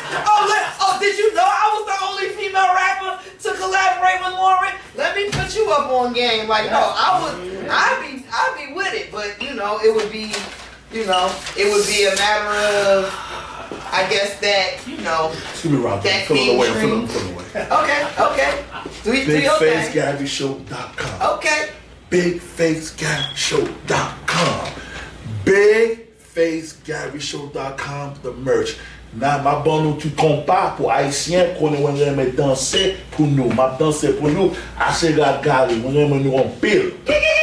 Oui. Stand up a little bit now. It says I'm a little crazy. Don't mind. I'm getting Got your Spanish Harlem on right quick. No, I was Haitian. I'm Haitian. Oh, damn. Look at me. You went not Spanish on knowing. me, so goddamn. Look at me not knowing. That's alright, that's alright. Now, give me your best Black Rob story. You and being cool that you could think of. Rest in peace, Black Rob. I was my man. Like, whoa. Yeah. That was my man. We was real good friends. My best Black Rob story. We did a show together one time in Pennsylvania, I want to say. Pennsylvania. We did a show together, and was he late? I feel like he was late. I feel like he was late. You're fun. That's a funny motherfucker. Totally tore it down though. Tore the show down. He was late. Okay, I remember. Yes, he was late. Because they didn't want, and I still got the poster of the show on my wall. He was late, and they didn't want me to go on stage until he got there because they didn't want, that big gap in between the acts. So I had to wait for him to get there. Then we perform, and then afterwards, I'm ready to go. This nigga wanted a drink. He like, no, I'm not ready to go. He want to party. He want to turn up. I'm like, bro, look around. We in Pennatonkin, Pennsylvania.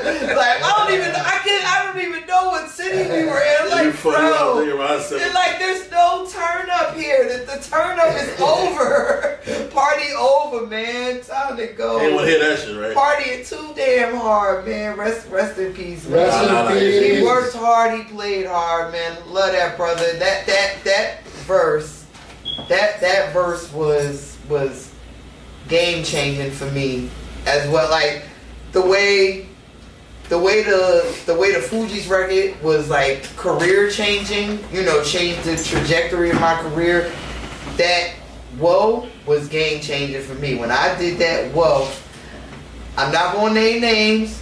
There were 2 other female rappers. I mean, hey, y'all can Google it and see who dropped around the same time. The Brat and Hip hop head right here. There were 2 female artists that was supposed to drop that same day.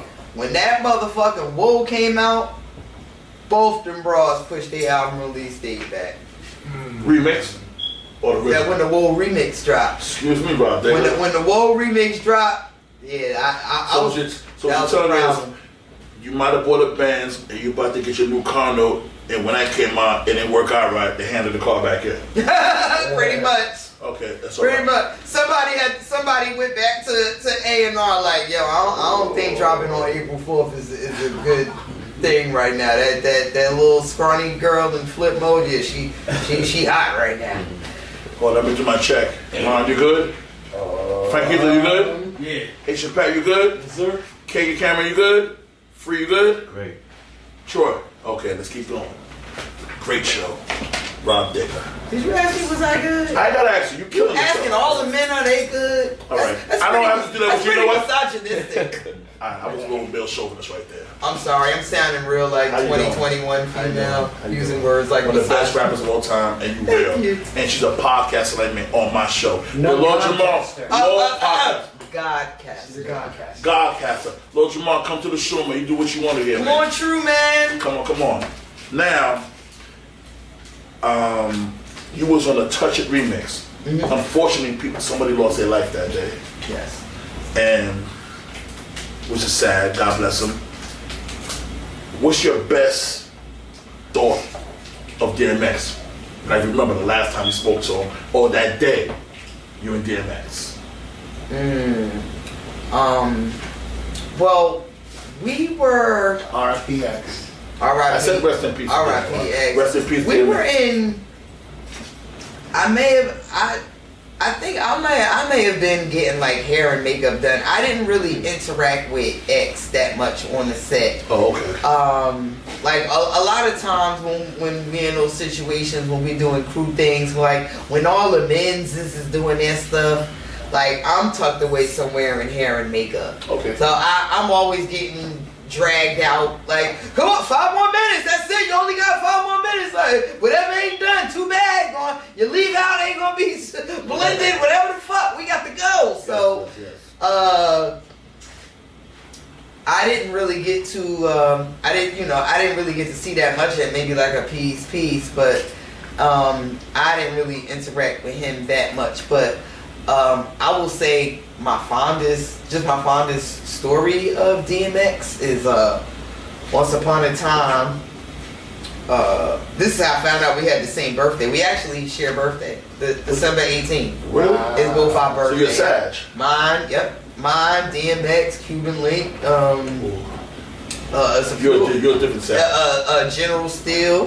We You're a good Sag, because I know Sags and I can't stand. Sorry. Well, a lot of people don't like. A lot of people don't like the Sagittarius men. You're a good. Oh, who? Those are the worst. A lot of people don't like. The women, I don't know much on them. I'm not gonna die. My manager was. But I know the males. My manager is a Sagittarius man, but no, one thing about Nasty mother- one They thing love money about too much. Sagittarians, we super loyal. We are super loyal and we're super Well, honest. not the males. Anyway, keep it going.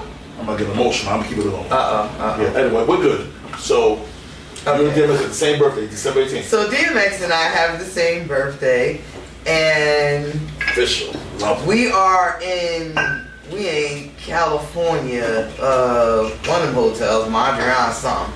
He's in the corner partying, celebrating his birthday. I'm in the corner partying, celebrating my birthday. And LA, 2 o'clock comes, everything shuts down. Everything shuts down, 2 o'clock in LA. Wow, everything 2 in the morning. So we both in our respective corners like, hell, party over so soon. And then, it's like we end up getting each other attention like, oh shit, happy birthday, word, yeah, man, it's some bullshit. Everything shut down at 2 o'clock. He like, shit, man, let's finish the party upstairs. And I kind of gave him a look like, what you mean? What you talking about? Like, what you mean? And then he like, oh, nah, not like that. I'm like, nah, my wife, family upstairs, nah, ain't nothing, no funny business. I'm like, oh, all right, bet. and we went upstairs. Like I met Tashira, and you know, it was all love and shit. We fucking smoked and talked hip hop and just business and everything. And I left there feeling like, yo, DMX is my friend. Like, I got a real friend. Like, that was a real dude. Like, God bless you, my brother. Word is born. Like, I was able to get vulnerable with him and everything, and just tell him like, yo, you know, I'm trying to be this, you know, the MC and trying to keep the, you know, the hip hop code and ethics going, but man, I ain't getting no Billboard stats and shit, you know. Like there was times where that bothered me. Like, I ain't getting radio play like the other Rah girls. Digga, so, you were very aggressive. That shit ain't going on Billboard. No, I know, I know. Crazy. And believe me, I always, you were. I know. Who will play on the radio? Listen, I always, and trust me, I was always disciplined enough to understand that, and that was my lane. I love that lane. I own that lane. I didn't want any other lane. Okay. But I gotta be honest, there was times when I felt like, yo man, I'm nicer than all these bitches. Why I'm not getting why when these best rapper conversations coming up, my name ain't getting mentioned like this? Why? Because they sold more? Like, the fuck? Like, I read circles around. They played a political game, but you didn't. And you learned like I learned. I reckon, you know, I'm mature and seasoned enough to recognize that now. Back then, I ain't give a fuck. And I don't blame you. Back then, I'm like, I don't give a fuck about politics. Like, but I never showed it, and I never took it out on any of the other artists. Like, I never knocked other artists for their path or, you know, their career choices. Like, I respected everybody for what they brought to the game and made sure I gave everybody their flowers whenever I could. I worked with everybody. I've worked with Kim. I've worked with Foxy. I big up Trina. Trina got on God. Trina got one of the best stage shows I ever seen out of all the females. Like, I became a fan. Like, I went to go listen to music because the way she performed it didn't sound like what you know I would have even expected here. Eve is on my album. I love you. You know what I'm saying? Like, nah, like Foxy was my friend at that time. So I mean, and still, like we still chit chat through the DM. So she's a mother now. Shout out to Foxy. There's always been a camaraderie. The mother now. With all the girls, like even like Charlie Baltimore was a good friend of mine. Shit, I used to run into Charlie Baltimore, no lie, every morning in Neiman Marcus. We both in there with our daughters. Every morning, 10 a.m. We both us in there with our daughters getting dressed for the day. Wow. Every day. Shouts out Charlie Baltimore. Like, there's always been love and camaraderie with all the females. But you know, when the cameras go on, you gotta do what you do. And my shit was, fuck that, I'm the nicest bitch. But in real life, it's always been love. Like, I love all my sisters. Okay, well that's a beautiful thing. Now, on your GODCAST show, shout out to Lord Jamal again. Who to you is your best interview? Best interview on the GODCAST. Damn, we had so many. You know what? I'm mad. Cassidy was a really good one, but I wasn't on it. Yeah, okay. But I wasn't on it. He come on my show. I'm gonna get him. He did. Jamar did him on his own, but it was so fun. It was part of his. It was part of his, like, you know, build up to the battle he did with Hitman and that was a good one. I think another good one was oh gosh, there were so many. One of your favorite guests. Let's give a favorite. That's all. Don't get a detail. You're not. Shantae was a good one. Okay, so you have to say. Shantae was a good one. I know I had to think about it. I'm really trying to, like, you know. I had a lot of guests. Yeah, I'm like, we've been doing it for 3 years, and shout out to Shantae. And we have a guest like every week. But no, we've had some really great guests. Juanito, you take the next one.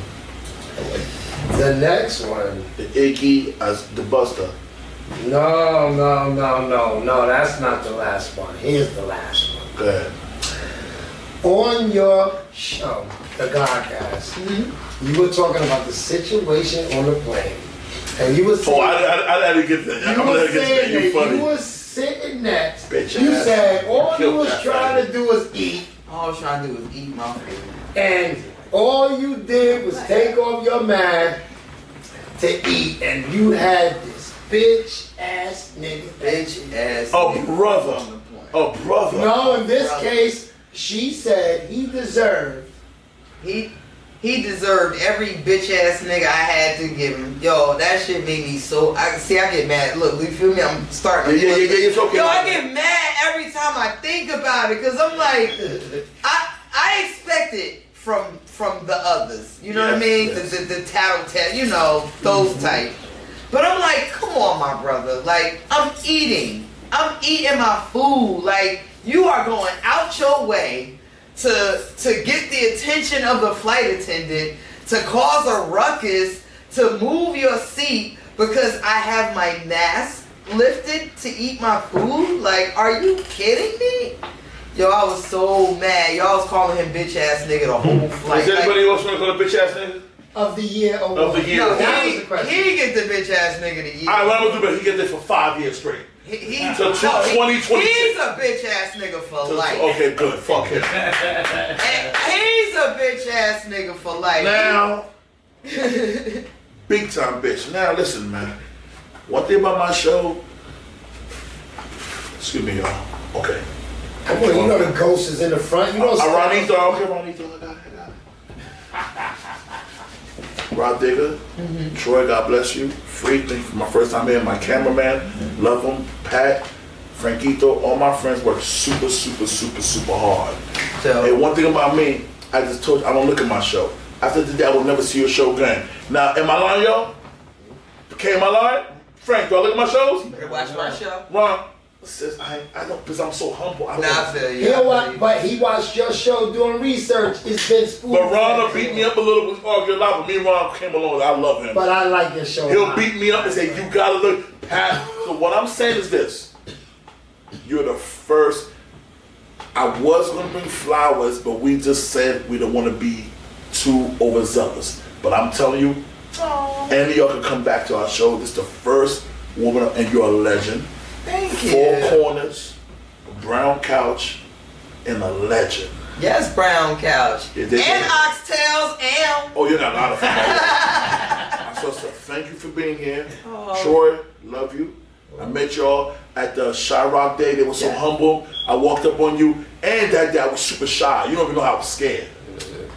I was yo, Troy, I was scared like they was gonna come. And you said, he said, I love your show, G. I was nervous, Ron, but I got it done. So, thank you. Thanks to my staff, my friends, my family.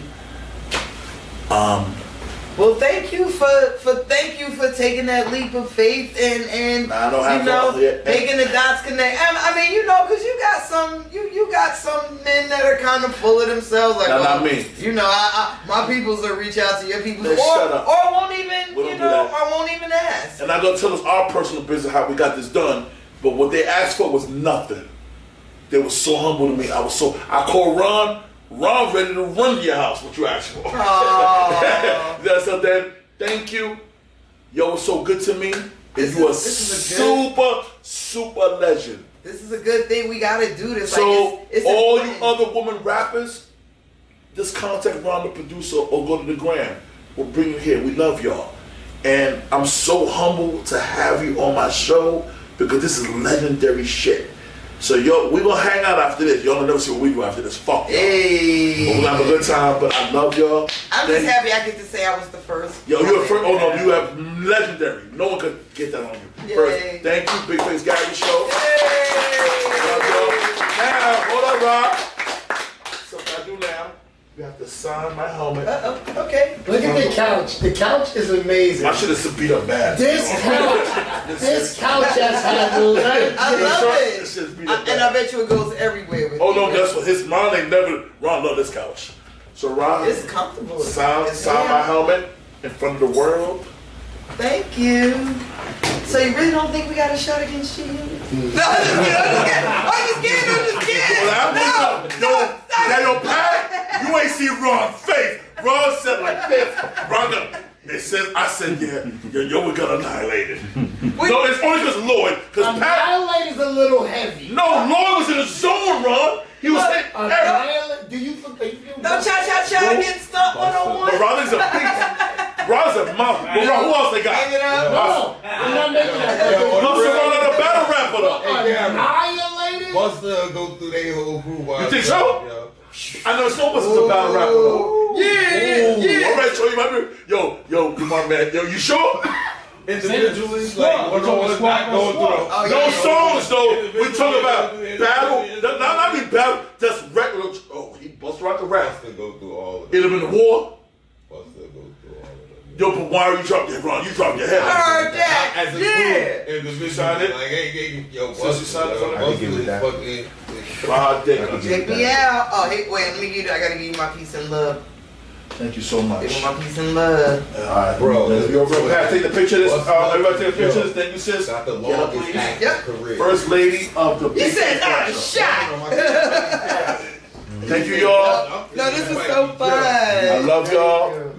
My shit showed up for me, man. Hell yeah.